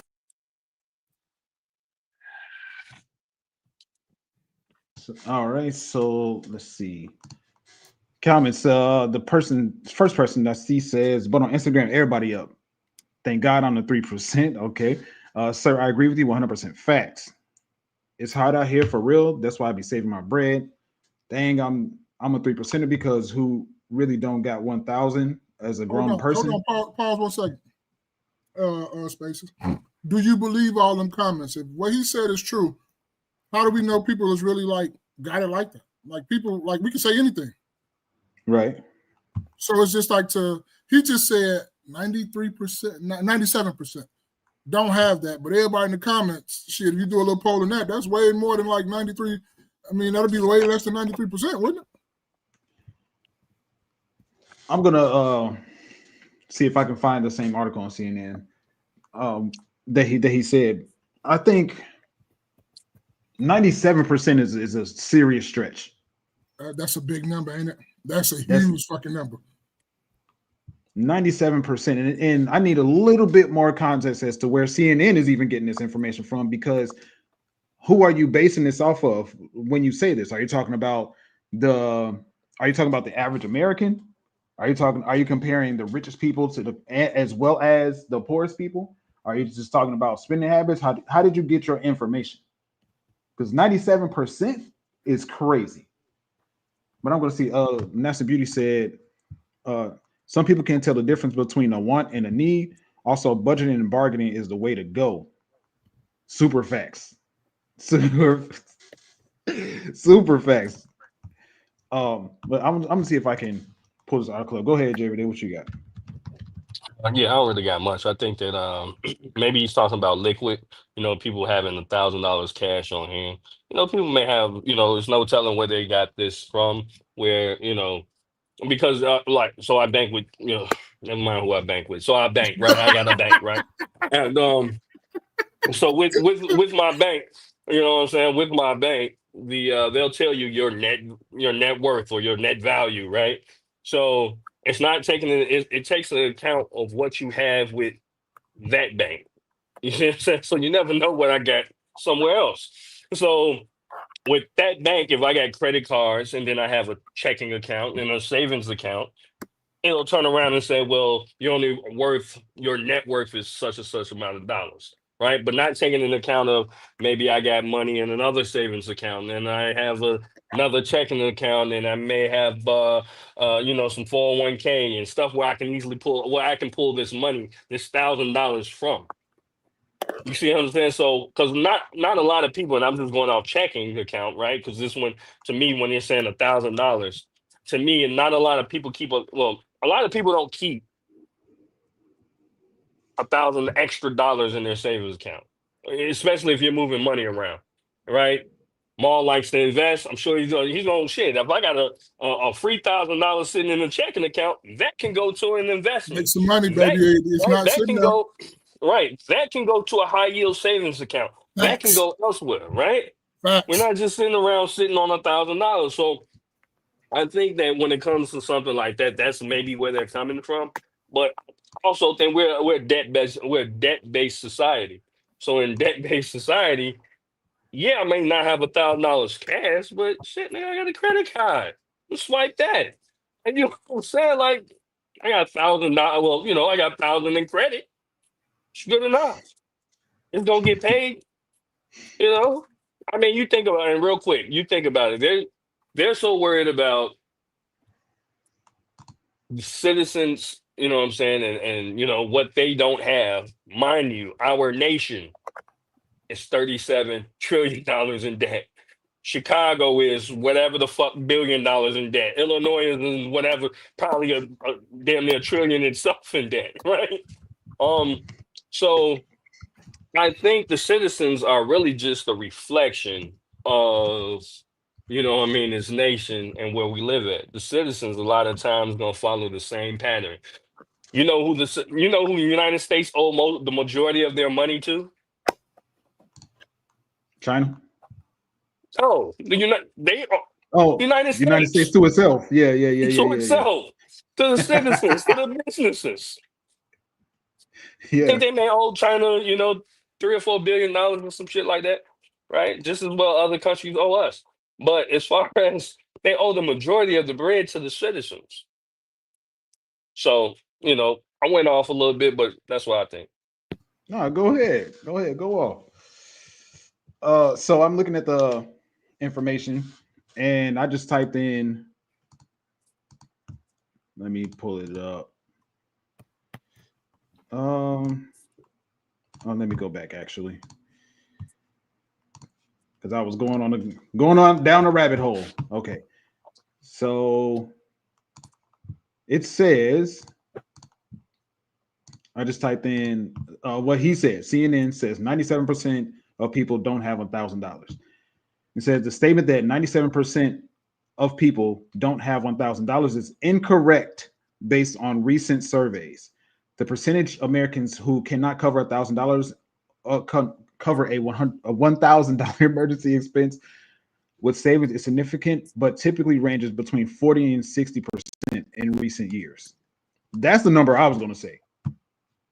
40 to 60%. I was going to lean towards 40, but 40 to 60% sounds like it makes more sense. So I also just saw it right here, CNN, the CNN website. And I clicked the CNN website. Well, it wasn't CNN that I clicked. It was this one, First United Bank. If it'll pull up. But yeah, right here, it says, breaking the survey down a bit further, we find that 34% of Americans don't have a dime in their savings account, while another 35% have less than $1,000. Of the remaining survey takers, 11% have between 1,000 and 5,000. 4% have 5,000 to 10,000. 15% more than 10.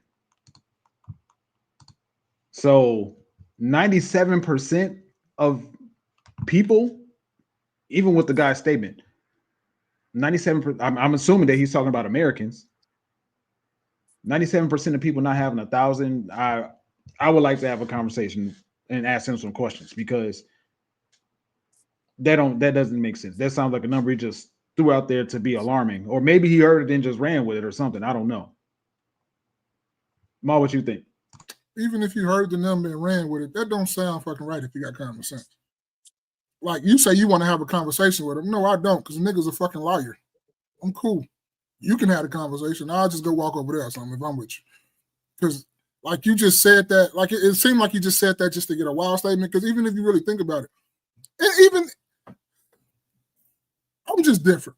Because I don't give a fuck what you have in your bank account anyway. That's between you and the Lord when you got to pray and when you got to make an emergency expense. That don't got nothing to do with me.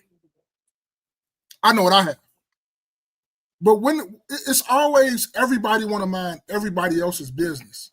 And I didn't want to go there with this. I just wanted to ask, was he lying? Do you think it's cap or not? But it's just, to me, it's like ever since the internet, like I always say, I blame a lot of this shit on this internet.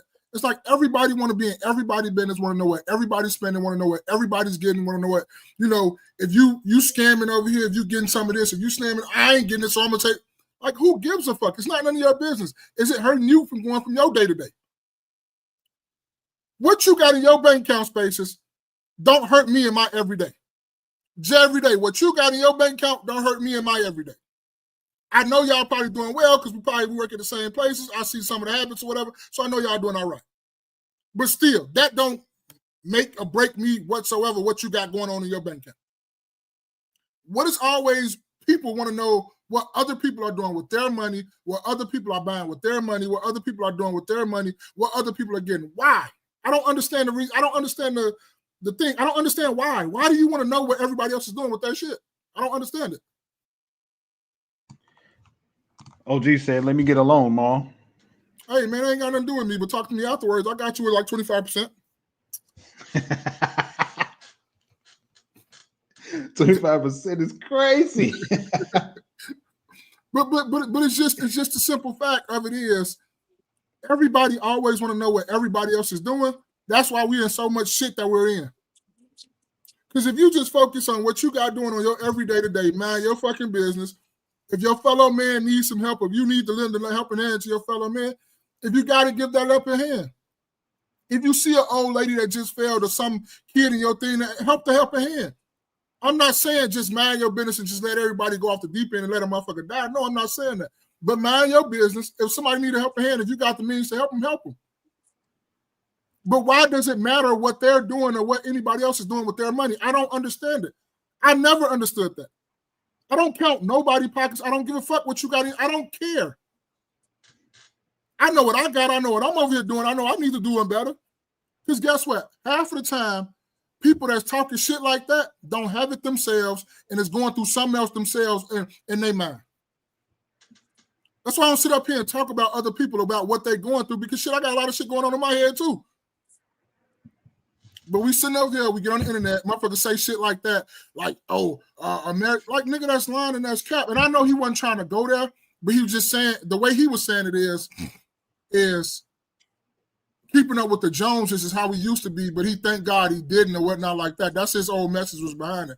But to me, it is, and I don't want to say it like I'm getting on him, but it's to me, when I just think about stuff like that, it's like, I really don't care because I got my own shit going on. I got my own savings I got to build my own shit up. Nigga, I build accounts up. Like, I know people should do this, and like Jay every day said, nigga, you ain't gonna catch no $1,000 just sitting in my account just over there not doing nothing. Nigga, you finna get to work. You finna go over to this high yield savings account. You're gonna sit your ass over there. You're not just gonna sit over here where they're giving you 0.000000% interest. No, you're not gonna sit over here like that. See, but then you'll know something about that if you read a little bit on something about finances instead of you in somebody else's business and go read you a little bit of something about, and that's some entry-level shit. Just some first couple sentence type shit, you'll learn that shit. Yeah, and like, just like you said, that number, I am a little bit curious about where he even got that number from. Because, let me make sure. Yeah, he said CNN. CNN said I think they probably said something. He probably ran with that instead of, like you say. Remember, I think you said one time, is people run with the headline sometimes and don't read the whole article. He probably saw the number. Oh shoot. He probably saw the number and was like, "Oh yeah, I'm gonna make a video about this." Like, look at, do some cross referencing, do some fact checking, at least a little bit. Yeah, because that's a lot of people, bro. 97%. That's a fucking lot.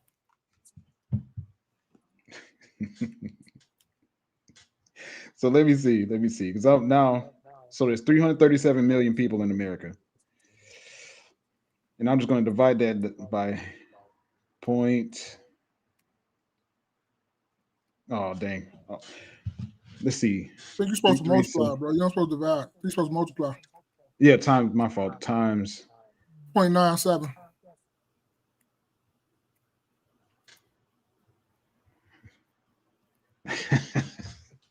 Shit ridiculous, ain't it? I know. Then you gotta put it up there. I know. Shit is crazy. It's a ridiculous ass number. Let's see.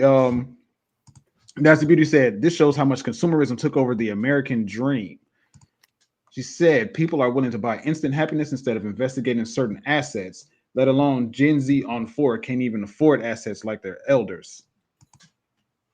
And man, I say this all the time, bro. We're not all rich. It's only so many people rich. You have to pick and choose of what you're going to buy and what's more important to you to buy.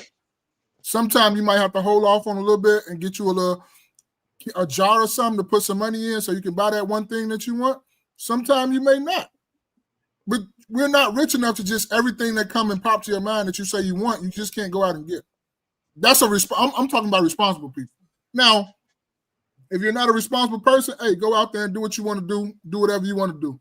Just don't run up on people that really got it and that know how to protect themselves. That's all I can tell you when you really need it.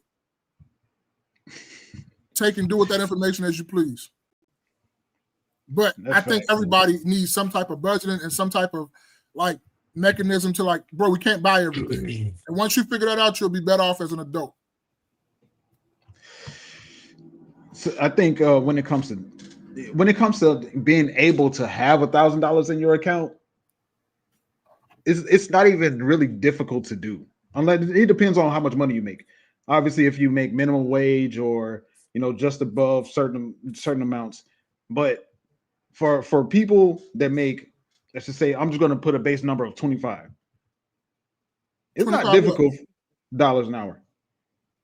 Oh, It's not difficult for you to get to a point where you can have $1,000 available to you.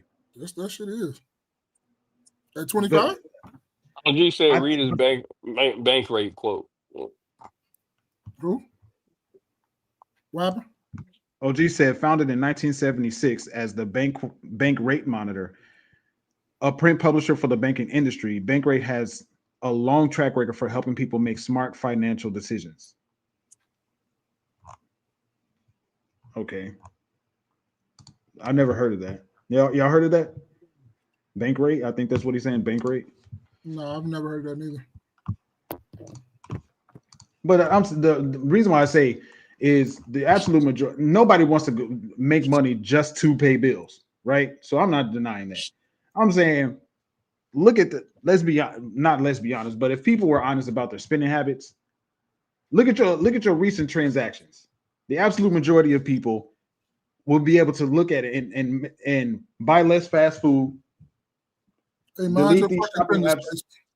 Delete these apps off of these mind your fucking business, space. Closing apps off of your phone. Mind your business.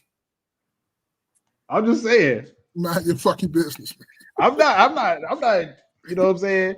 Counting people's pockets. I'm just saying it's as to that degree. If you're making, you're right though. 25. You're right. I'm right. I'm just teasing, but you're right. That's why I say you gotta. That's why I say, growing up, when you start getting good with money, is realizing you just can't buy and go out and buy everything every time you get a couple of dollars. It goes to putting money up sometimes and just putting it over here. And sometimes, if you could, I don't know how many people could do this, but when you get paid, you don't have to go out and just start. Even if some shit, if you got some bills, nigga, wait to pay them bitches on Monday. You got paid on Friday, pay them bitches on Monday. Don't buy nothing. You don't need nothing. You got gas in your car. Keep it moving. But it's hard. He also said ability to cover emergency expense. When asked if they could cover an unexpected $1,000 emergency expense using only savings, Bankrate's 2025 reports found that only 41% of U.S. adults will be able to. That's still a substantially different number than 97. Because I ain't gonna lie to you, boy. I'm like motherfucking Kevin Hart, boy. You tell me to cover $1,000 expense. Hey, I gotta wait 4 business days. The checking gotta go to savings gotta go to checkings, and then they take 4 business days till it get to me. I'm saying, man. Speaking of Kevin Hart, I just watched the stand-up that he put out. The special. But yeah, man. Thank you guys for kicking with us. Hit the like button. Share this with 2 people. Let them know that your favorite After Church podcast is live. We're gonna go on to this next thing. Speaking of counting your dollars, this is something that just came across my purview this morning. And my question to this is, if push came to shove, could you guys could you guys live van life? Shoot. Here it is. All right. Dodge Grand Caravan, and this is what it's like to wake up at a Planet Fitness. Now, we do start our mornings off pretty slowly with lots of snuggles, but then it's time to change and get ready for the day. And take a couple minutes to change into some fresh clothes. I did shower last night at Planet Fitness, so there's no need to go in again and do it. I turn on all of my lights, and then it's time to remove my window covers so that we have a little extra natural light coming in. I do have one window cover that I never actually finished sewing up, and it's been like that for a while. Don't judge me. After getting all dressed and removing my window covers, it's time to make my bed and get my hair done. I recently bought these shelves from Van Packers online, and they are so convenient. I absolutely love having a mirror now. I do like to put some YouTube on in the morning while I'm doing my makeup and getting ready, just for some background noise. I'll get my shoes on, and then it's time to secure my dresser and head off and start the day. And for everybody telling me I needed to put some carpet down, fine, I did. Look, are you happy now? And then after that, it's time to go over to the Office Max. I'm just gonna dump out my trash, which wasn't very much today, but I still like to do it daily just to get it out of the van to have a little bit more room. After that, I wanted to take us to Walmart. I've been wanting to get this wrap for a while because I think my cat would really like it. She does walk on a leash and a harness. I figure this might be more comfortable for her when she gets a little nervous, but still wants to be close. I stopped for a quick bathroom break, and then it was time to get back to the van and try this Moby wrap out and also get some coffee. I stopped at one of my favorite coffee places in the valley and tried out my Moby wrap for the first time. I had no idea that these were this big. And I'm just saying, my first wrap did not go exactly how I wanted it to. Thankfully, Angel is a really sweet cat who kind of just lets me do whatever I want. But she did not like this first go at all. I can tell once I get more comfortable with wrapping and I make sure that it's all secure, she's gonna love it. But for now, she's still feeling a bit squiggly. This was take number 2 and I liked it way better, but again, all in time, we'll get there. Angel was not a fan, so I gave up and came inside to get my cup of joe with cream. Now, it was a beautiful morning, so I did still get her out of the van. She needed a little sunshine too. And this is how we spent our morning. All right, we get it. So you know what? Let me see what people are saying. This person said, I wouldn't make it because every morning when I wake up, I have to sick. Okay. This person said, please get an air purifier while you're sleeping. I'm assuming you have a cat box somewhere that's not good for you to breathe that in. At the very least, some snake plants. I actually want to grow some of those. I used to sleep in an ambulance and work out and shower at LA Fitness. It was a big help. Thank you, LA Fitness. May you be safe. May you be happy. May you be healthy. When you're brushing them teeth, though. Interesting. All right. So my question to you guys again was, could you live van life if push came to shove in your life? Push come to shove is forced, right? Say it again. I said push come to shove is forced. If you're forced to do it. Well, just generally, like if you fall on hard times in life. I'm sure I could do probably a lot, but that's not nothing I mean, because to me, people are trying to make that more so as a thing to do, like you're going to be saving so much money, living in a damn van. I don't, yeah. To me, that I mean, and you shouldn't have to live like that. At the end of the day, like you shouldn't have to live like that. But people make it seem like you finna save some money and stuff like that. Bro, you can't have your car just idling while you sleep when it get cold outside. That shit might work in warm weather places or something, down in Florida or even, what I mean, in Texas or some shit. But in Illinois, you can't sit up here in your van, dude, and let your car run. You could get carbon monoxide, right? You can shit, you really just fuck up your car in general, letting your car just idle. Something called idle time on the motor. So it's not to me that it's a terrible idea. If look, if you have to do it, cool, do it, right? Because you have to do it. But people are trying to make it like this is the new wave, and that would never be the wave for me. I like to shower in the house. Mal, go ahead. I always look at that like I'm a trucker, so if I had to push come to serve, if I was sleeping on the road in my sleeper berth, yeah, I could do it.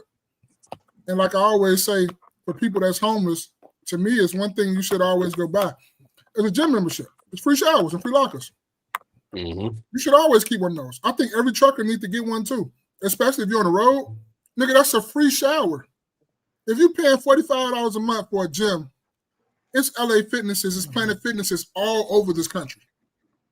Well, that's a free shower every morning. You don't even have to pay for that. I have all them bitches. Thank you. I have Planet Fitness. I have every one that you could possibly get. And especially off interstates, I have all those. Yeah, I have all of them. Like I don't understand. Fitness, all of them. Yeah, I don't see how a lot of truckers go without showers when you can play a Planet Fitness and get like the most expensive plan, and it's like $50 a month. I can see. Niggas is nasty. It's like, bro. The fact that real quick, the fact that she live in a whip, you know what I'm saying, with the cat is nasty. I don't give a fuck how that's nasty. Like somebody said, I hope you got a snake plant. Nigga, I got a snake plant in the crib. One. You see what I'm saying? I live in the crib. The fuck you, like that's nasty. You ever smell cat piss? Yeah, that's just right. I have a cat, right? You know what I'm saying? That shit like ammonia almost. You hear me? Because they This is like barely ammonia. drink water, Yeah. right?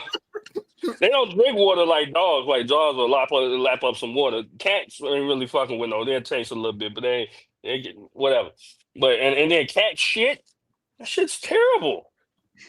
You in a caravan with an animal. So nasty to me, bro. You know what I'm saying? But let one of you guys go do it. You know what I mean? And one of you guys go put it online.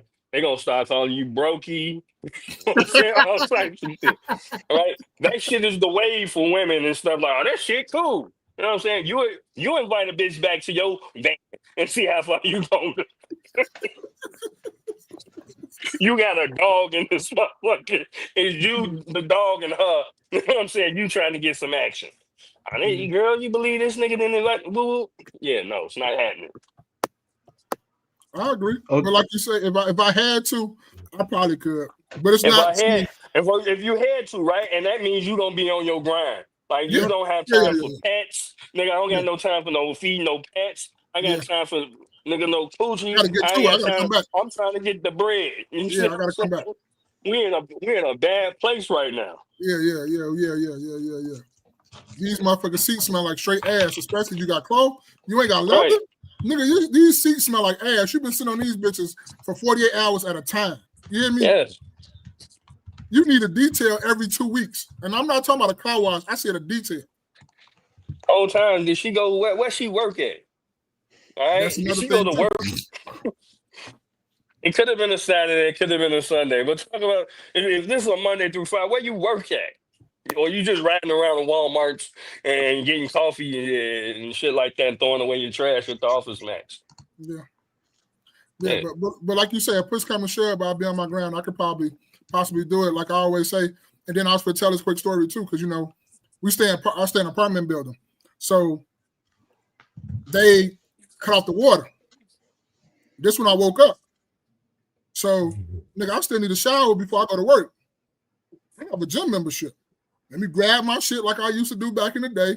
I remember I used to tell Jay every day this every time because I used to stay out west, but then I used to go to work in the suburbs, and then I had to drop my son off because he went to school in the suburbs too as well. So, nigga, I go to the gym, work out, go get me a shower. I wasn't showering. I ain't shower at home, I think, during a week for like a month because I always showered at the gym. And that's why I People got don't that phase. understand. Huh? I said people don't understand that. Yeah. And so like, bro, like that gym shower, I understand where she's coming from with that gym shower. Because even if your water go off, whatnot, nigga, I help keep this water on at this gym. I'm gonna use that. I'm finna go to this job that I got. Yeah, I can do one at that too. Yeah. We got them up in there too. I go do that too. Mm-hmm. But it's like, push come to shove, I'll bring it back for a circle. I know he was wondering I joke, but push come to shove, if it really boiled down to that, like Jerry Day said, yeah, I can do that. But that shit only for the last about a couple months. That shit not for the last for the whole year. And mind you, she got about 90,000 miles on that Dodge, so she better be trying to find her crib. 90,000 miles on the Dodge. All right. Yeah. Cultivate said, yes, I thought about it a few times because the cost of living is quite ridiculous. I'd rather live in an old bus.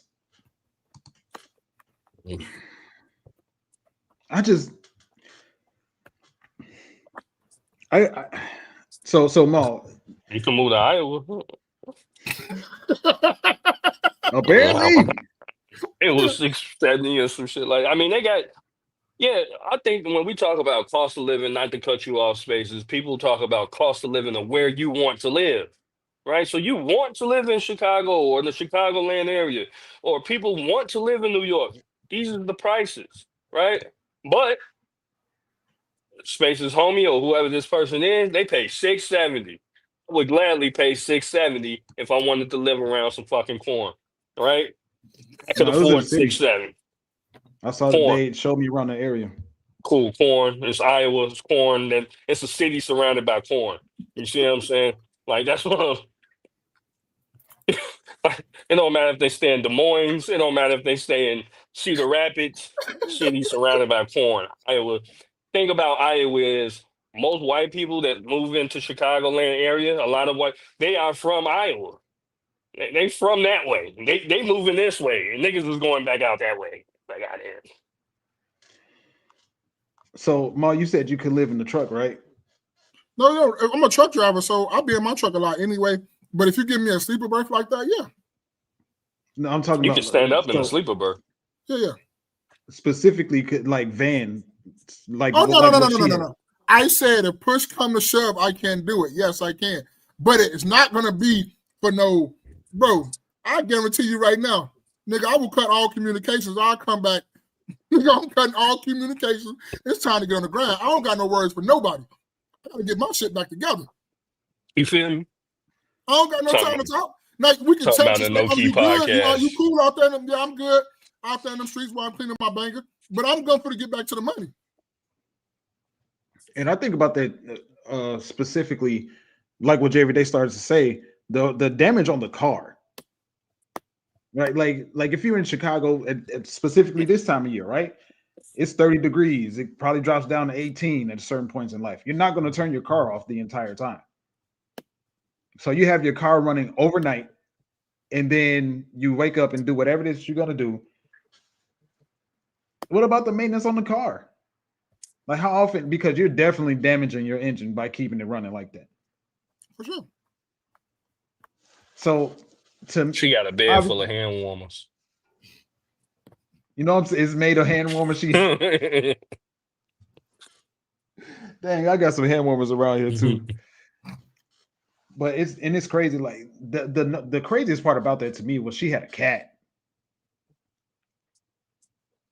What? How do you keep the cat clean?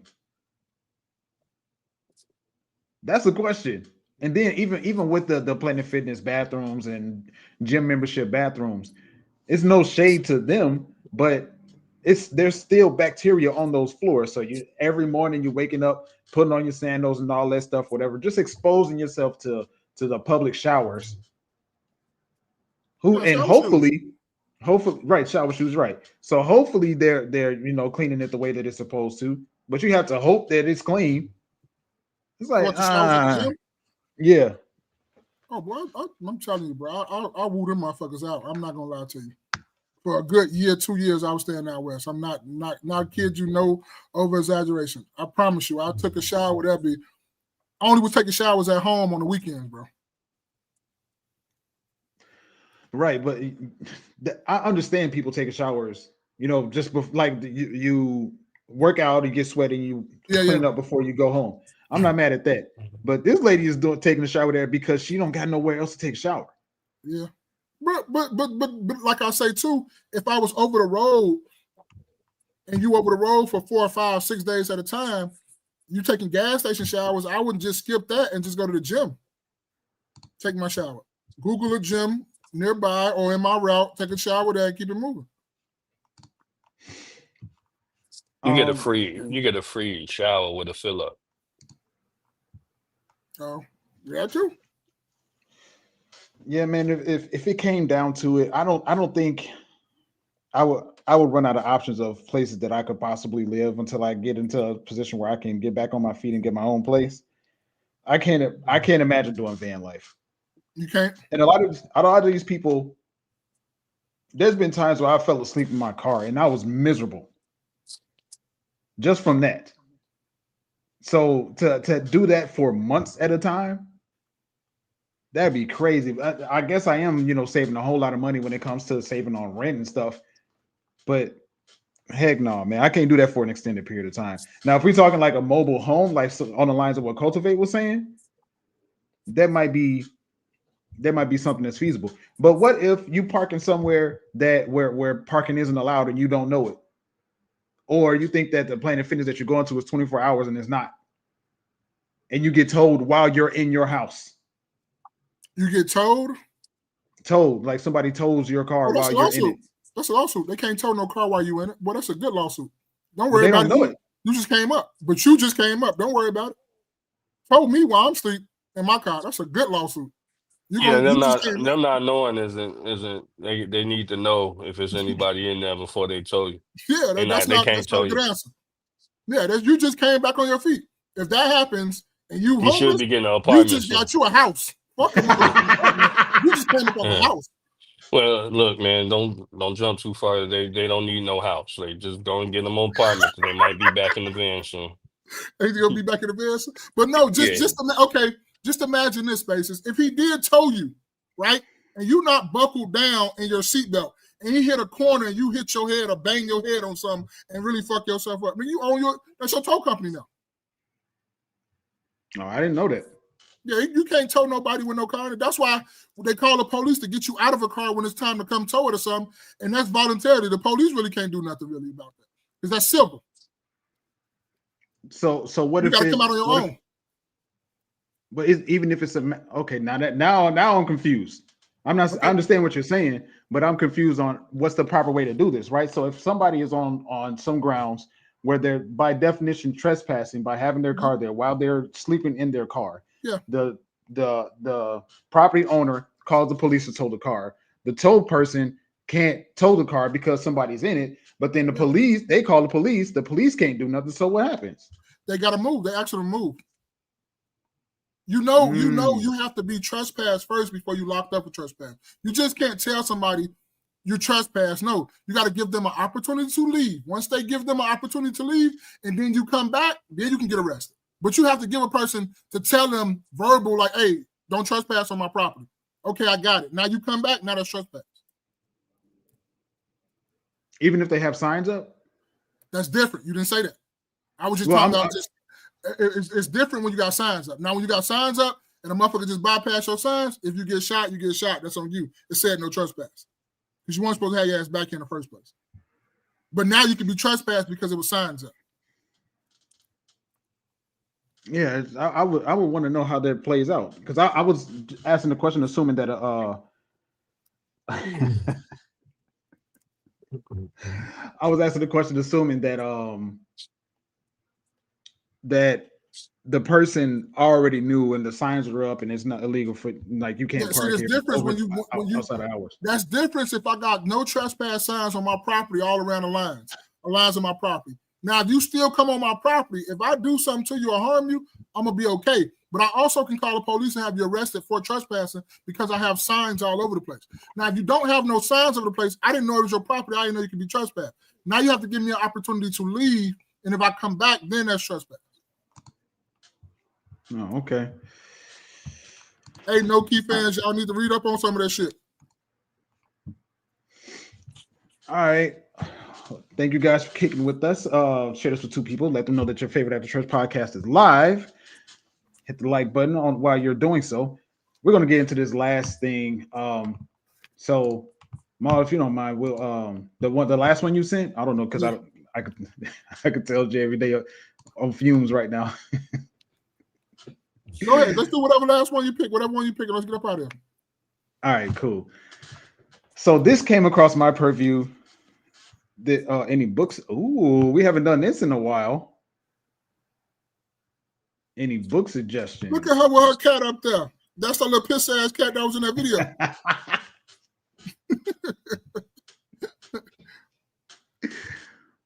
Let me think. Because it's actually been a minute. It's been a minute since I listened to a book. So let me think a little bit. Cultivate. She said lies. So this came across my purview this morning, and I thought it was something to that would be a fun conversation to talk about. Not necessarily fun, but something like okay, somebody's actually doing something. So no way, Cultivate. No way. Ma, you see this?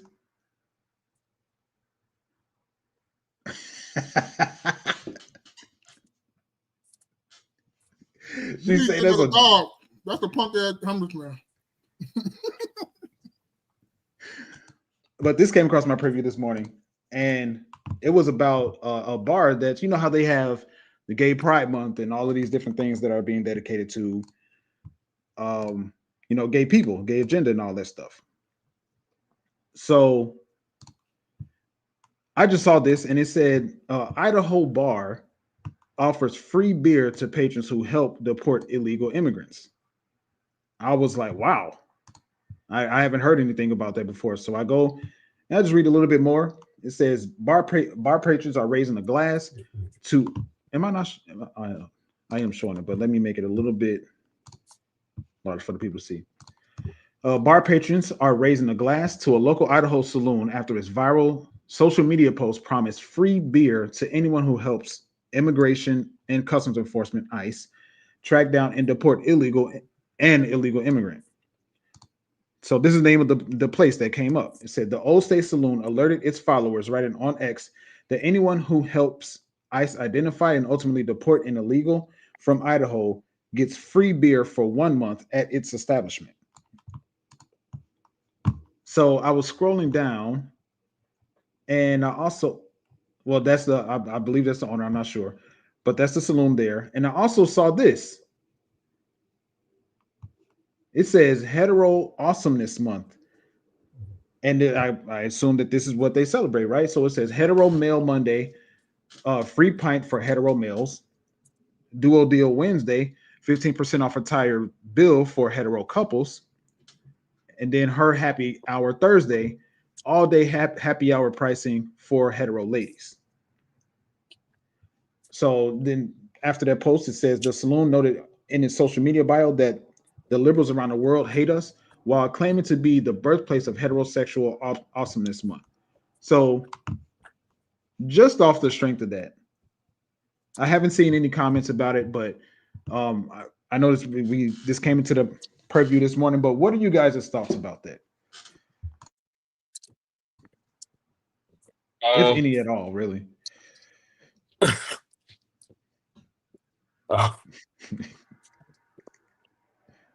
Nobody? Mean, and they willing to help out for some beer? First thought of my mind was that's slow.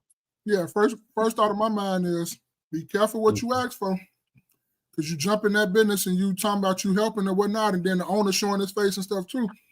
So some, and I'm not wishing bad on nobody, but you put out there that you're willing to help or give free beer to and then the owner put his face and stuff out there too. That's some type of energy that you bring, and I don't think you want to bring towards yourself. Be careful.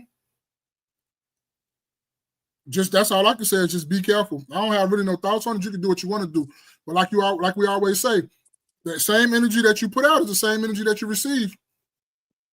But what if he's what if he's illegal himself? He got all his papers and everything. I like to say is that, ultimately, they're illegal. Yeah, they should be, they should be where they need to be at. But ultimately, these are human beings, right? So to kind of degrade people down to some beer all month, you know what I mean? Like, oh, we get somebody some beer. To me, that's real degrading. At the end of the day, yeah, they're illegal people. You know what I'm saying? Some people are here because whatever. Some people here for a better life. You know, did they do it the wrong way? Yes. But to be like, oh, well, we just get such and such, and we get Ed, you know what I'm saying, some beer for the month, and here go, and he can help or whatever. Like, to me, that's trashy, actually. Like that to me, I don't rock with it. It's kind of weird, actually. Money is one thing. You know what I'm saying? Money motivates. I mean, to tell me beer motivating niggas, like, it's like out of here. It's weird. So you I mean, think and then you live in Idaho. Like, it's I was not just that gonna say hard that. it's not that hard to figure out who the fuck don't belong in this motherfucker. You know what I'm saying? You ever been to Idaho? No, any of y'all?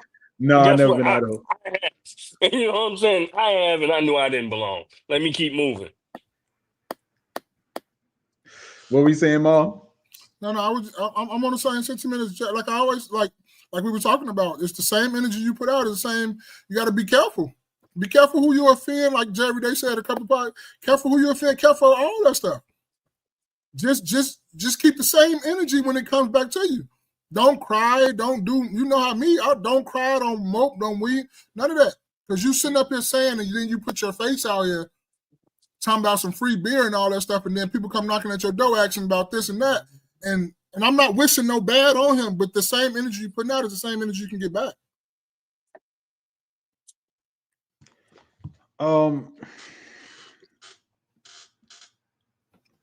I think I don't disagree with you. I think, however, bad things happen to good people all the time. Not necessarily to say that this person is a bad or good person, but innocent people get robbed all the time. People get hit by stray bullets all the time. Like, do you necessarily have to put a certain energy out there for it to return to, or for something to happen to you? Everything is going to happen to everybody, but do you want more to come back towards your way? We know just because you could do good deeds, everything good is not going to go your way. So do you want to still do bad deeds so you're going to get the bad karma that come back with you, plus the already karma you want? You want the devil? So I'd rather just do good no matter what and just hope that comes with me and I can deal with it. But you're right about that. Good things happen to bad people all the time. But do you want to put more on you? Do you want to put like a little target on your back that you the owner that's offering free beer for illegal aliens or illegal immigrants? You want that smut on your name? I went to look up the original post to see what the comments were, but I don't see it on, or maybe it's on here. Maybe it's on Instagram. Let's see. Because I'm looking to see trying to see people's sentiment about it. Let's see. Okay, I'll pull it up on the screen.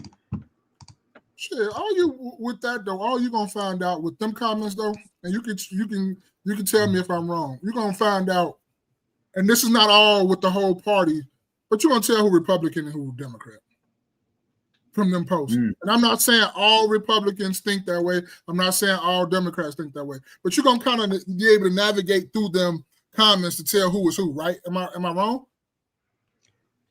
I think so. I think I don't know. I have it pulled up here, but I haven't looked at any of the comments yet. Well, I'm going to put it on the screen right now.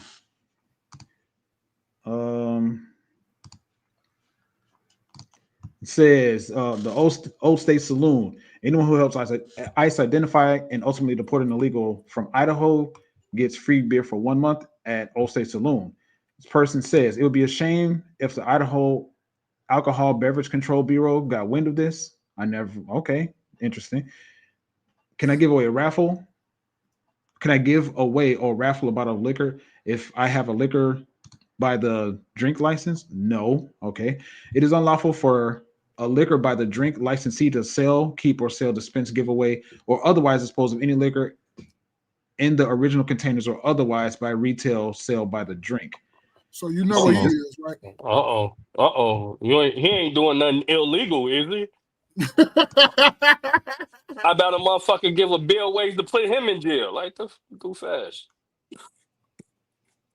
He didn't even do his own research. Fucking idiot. We got ICE for a reason, man. Let them do their job. It is unlawful for a liquor by the drink licensee to sell, keep, for sale, dispense, give away, or otherwise dispose of any liquor in the original containers or by retail by the drink. Okay, I had to read that again. Wow, this person is a weirdo. Why you gotta go there? Sheesh. Oh, in the mall. There you go. I hope your business gets karma and closes soon. Good to know y'all support PDFs. The people will remember this and shut this one down. I don't get what. Okay, maybe I'm missing something. Where are people going with this? Where are they going with it? They don't. That's what I'm trying to. Like, what are you talking? To me, it's like, what are you talking about giving people beer? Like, bro, we have an agency to do that. Why are you trying to help? And given to reduce people to beer. This is still a human.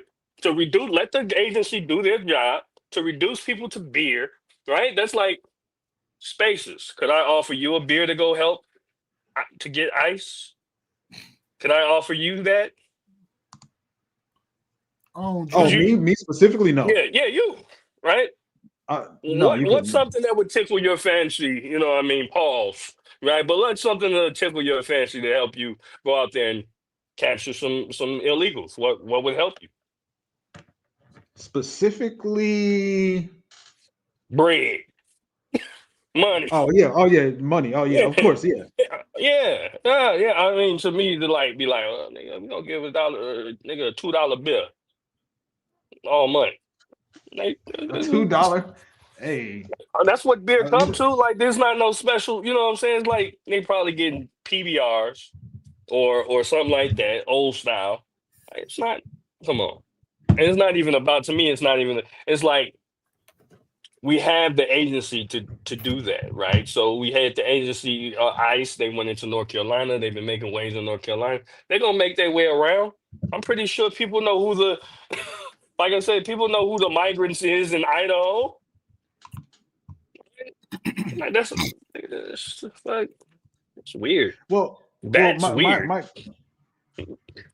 well, the conundrum about that for me though is we have people that are fighting against ICE when it comes to these migrants, like American citizens that are fighting against ICE. Now, I'm not for or against this. I just thought it was like, oh, this is different, right? So, does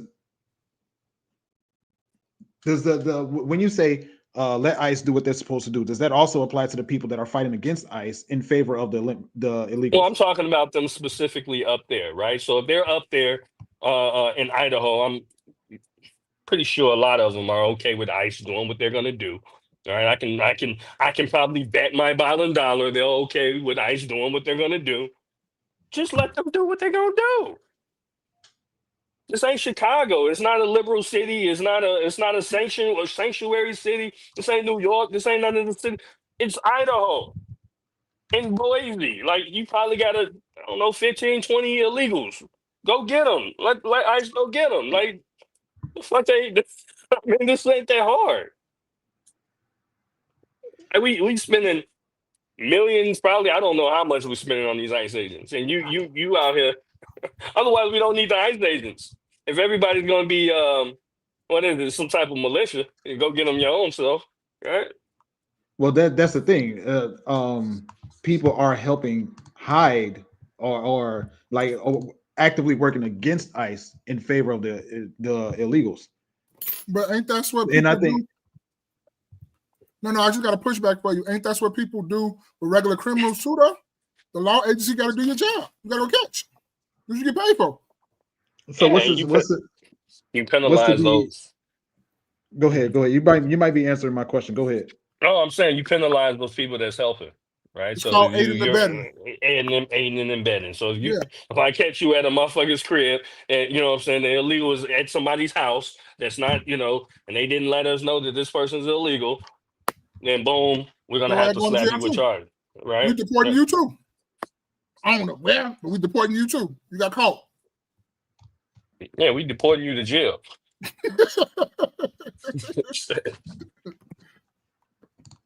Let's see. Because I'm trying to see. I'm in my mind. I'm looking at it like for the people who drink a lot of beer, right? Mhm. How beneficial would this be to them? And I don't know. And I'm just exploring thought processes. Let's just say the average cost of a beer is $7. That's not the average cost of the beer, though, bro. The a beer at A can a of beer. restaurant. No, you're saying a restaurant. This is a saloon, right? So a saloon. This is basically a bar in Idaho. You think they paying? You again? You got to go to Idaho to experience that they're not getting it like that. They're not spending $7 beers. $7 beers is normally going to be some type of Sporting craft event. beer or some. No, it's going to be way more at the sporting event. But I'm talking about a craft beer is going to be a $7 beer. A PBR is $2 every day. You're giving it out to as many people as many people that catch as many these little immigrants around or migrants, excuse me. You're giving it out to, let's say, I don't know, 50 people. You think they're giving them all $7 a beer $7 a beer all month? Hell no. And Hell that's no. what that was one of my thoughts. Like, how do you have some sort of card that you made for them to show, like, hey, I hope to get this illegal deported. I want my free beer. But I also just looked up the average cost Sorry. of beer, and just in the U.S. The average cost of beer in the U.S. The average cost of beer in a saloon typically ranges from $5 to $15, depending on factors like location, type of beer, domestic versus craft, and the saloon status. In many places, domestic beers might cost $5 to $6, while craft or imported can be closer to $6 to $7 or higher. So neighborhood bars have prices on the lower end. Dive bars potentially, with dive bars being potentially cheaper. Mm. And that's So again, if you buy per beer, right? I'm almost assuming if this guy, he's not going to give it to you because in a saloon or anywhere, they're there to make profit, right? So you're not going to get, just like the distribution company is selling it to the saloon at a price, right? The saloon is going to sell it to you at a price. You wouldn't get it at the saloon price or the distribution company price. So what I'm saying is, if the saloon is probably getting it for $2, right? The saloon is getting it for $2, or they might be getting because you can get it a tap, right? So he may have a barrel of this bullshit. But at the end of the day, again, I think it becomes, at the very least, very tacky. It's tacky. He didn't even look up the laws himself or what he should and shouldn't be doing. And that's it. Let ICE do what they need to do. I think I agree with you. Let ICE do what they need to do. I also think if there are people that are actively working against ICE, there should be people helping. And now, as far as what he did, I don't necessarily have a good or a bad thing. I'm sure there's some people out there that's like, yeah, I drink beer all the time. I'll go in there if it's normally $5 and I drink 5 beers, that's $25 that I'm saving, and I'll do that 3-4 times a week until my month is up. Whereas other people would say, I don't even drink beer, so that don't even matter to me. So, but I do want the illegals gone. So what kind of makes you think, what type of neighborhood do you live in, that, or what kind of people that's in your area that beer would entice them? That's just to We me.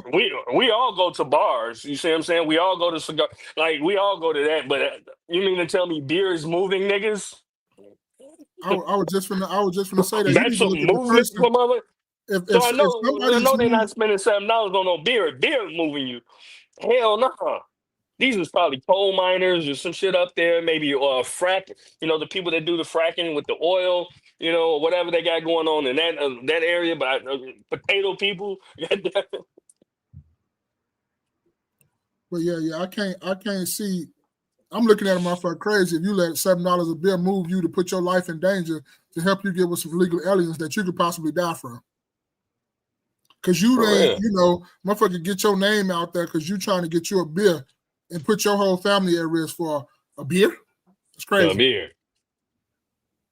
It's really crazy. That's crazy. People do crazier things for less, right? Hey, and that's still when the people that you're talking about too, plus the people that's going for that beer, is wild to me. That's diabolical.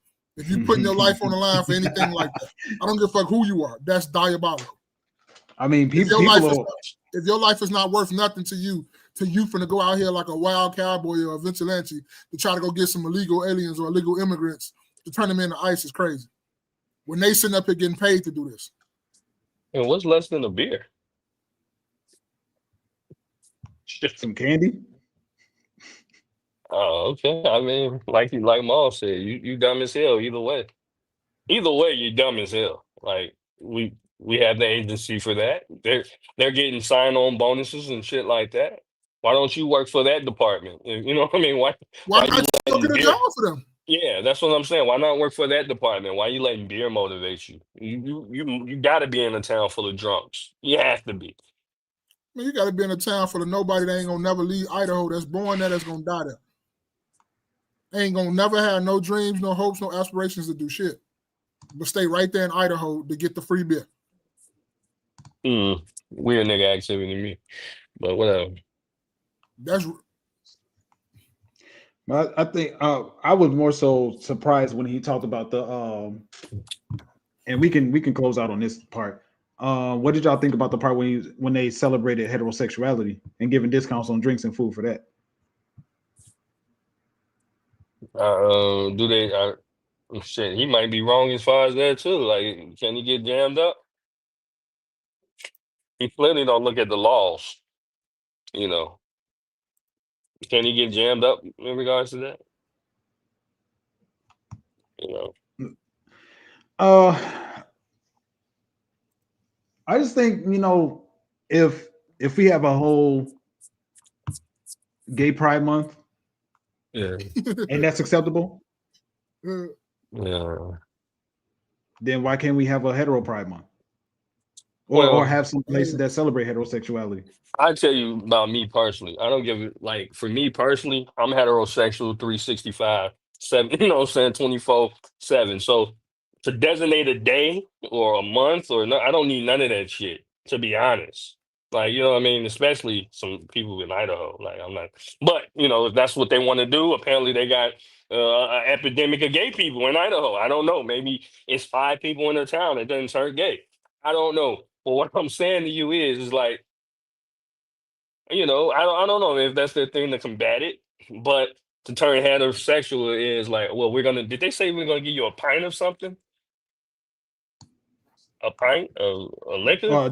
They said it just said free beer that I saw. I didn't specify how much free beer all month. Oh, free beer. Okay, maybe that's just their thing as far as this free beer thing. I don't, being heterosexual gets you free beer.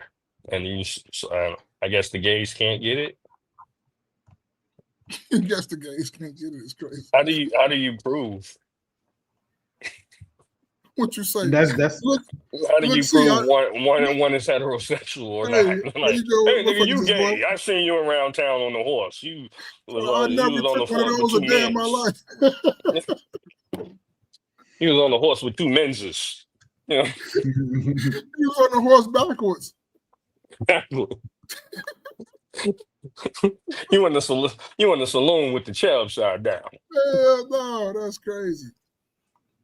I would imagine that in order for him to make these statements, it had to be something that either he's as the owner stands for and says like we got to do, somebody has to do something, or that those things affect his area. What part of did they say? What part That's of the only thing Idaho I this can think is? of. What part of But Idaho is this? I was go ahead. What part of Idaho is this? Oh, his name? What part of Idaho? Oh, what part of Idaho? I'm sorry. Idaho is a huge state, bigger than Illinois. Oh, Idaho bigger than Illinois? As far as land, yeah, Idaho's a huge state. Eagle, Idaho. Eagle, Idaho. Go ahead, just real quick. You got it. Go ahead and type in the population of Eagle, Idaho. Well, and Eagle, Idaho was another. It's called the watering hole located in the Eagle, Idaho. Added that it may award multiple months to one person if multiple whatever. But that was another saloon that responded to this. Okay. I'm trying to see. Damn, Idaho is big. Yeah, them western states is crazy. Yeah, they is. Because when you look at it with like Nevada, Utah, Wyoming, Yes. big as hell. Colorado, huge. All that. Montana. Oh, Montana's crazy. I think Montana might be the fourth largest. Yeah, it's Old State Saloon is in Eagle, Idaho, and then you said population of Eagle. Yeah, population of Eagle. Population of Eagle, Idaho. I wonder is that north, south, east, or west Idaho? So it says the population of Eagle, Idaho is around 33,000 to 36,000. Oh, okay. It's a nice size. That's probably one of their bigger cities.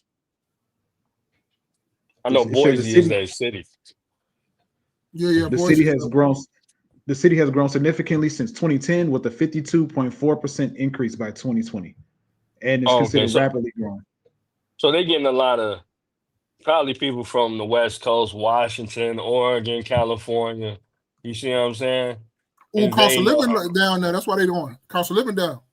Yeah, it costs of living down. It's gonna go up, but it's like that. What's that TV show? Is it called Redstone or something? Oh, Fire Where people Yellowstone. Yellowstone, is it where they're moving into in Montana and shit? Yeah. Yeah. Yeah, okay. Eagle. Okay, it's right outside of Boise. Okay. I just Yeah. threw it on the maps right outside of Boise. So they dealing with some yeah, whatever. It's small town getting bigger. It's small town getting bigger, but even in a town like that, I feel like you can't hide no illegals. Not a And then whole bunch of they them I'm sure around here. they get patronage from people that aren't specifically there, like from surrounding cities as well. Yeah, Assuming I that mean, they're a like good saloon. they're a suburb of. It looks like a suburb of Boise, so they may get some people from Boise or something. But hey man, good luck to them. Good luck to them, man. All right. Okay. Ma, I think you got something that you can hit us with for the mesh this week, man. What you got? You said, yeah, because I really ain't really. No, just hit them with this, man. It's beginning to look a lot like Christmas, bro. It's even you're probably not in the spirit. You probably don't have the money like you had, man. Just be thankful for your family, your friends, man.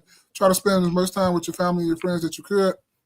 And, just be grateful, just be grateful and thankful that you still got an opportunity to probably try to wake up tomorrow and do a little bit better than what you did today. That's all. Cultivate if you're still here. I mentioned this book before. We talked about this book before. I think this one helped me. It was called I will teach you to be rich by Ramit Sethi. I will teach you to be rich by Ramit Sethi. Or let me pull it. It was The Intelligent Investor. Intelligent Investor. We got to talk about some monies, you know what I'm saying? So The Intelligent Investor. This has been another rendition of your favorite after church podcast, the No Key Podcast. Wear your crown, build your legacy, kings. I am your man, Spaces. I'm in the dark. It's Jay every day. Hey, man, I go by your boy Mal, man. Thank y'all for showing and coming and hanging out with us. Meeting adjourned. Salute.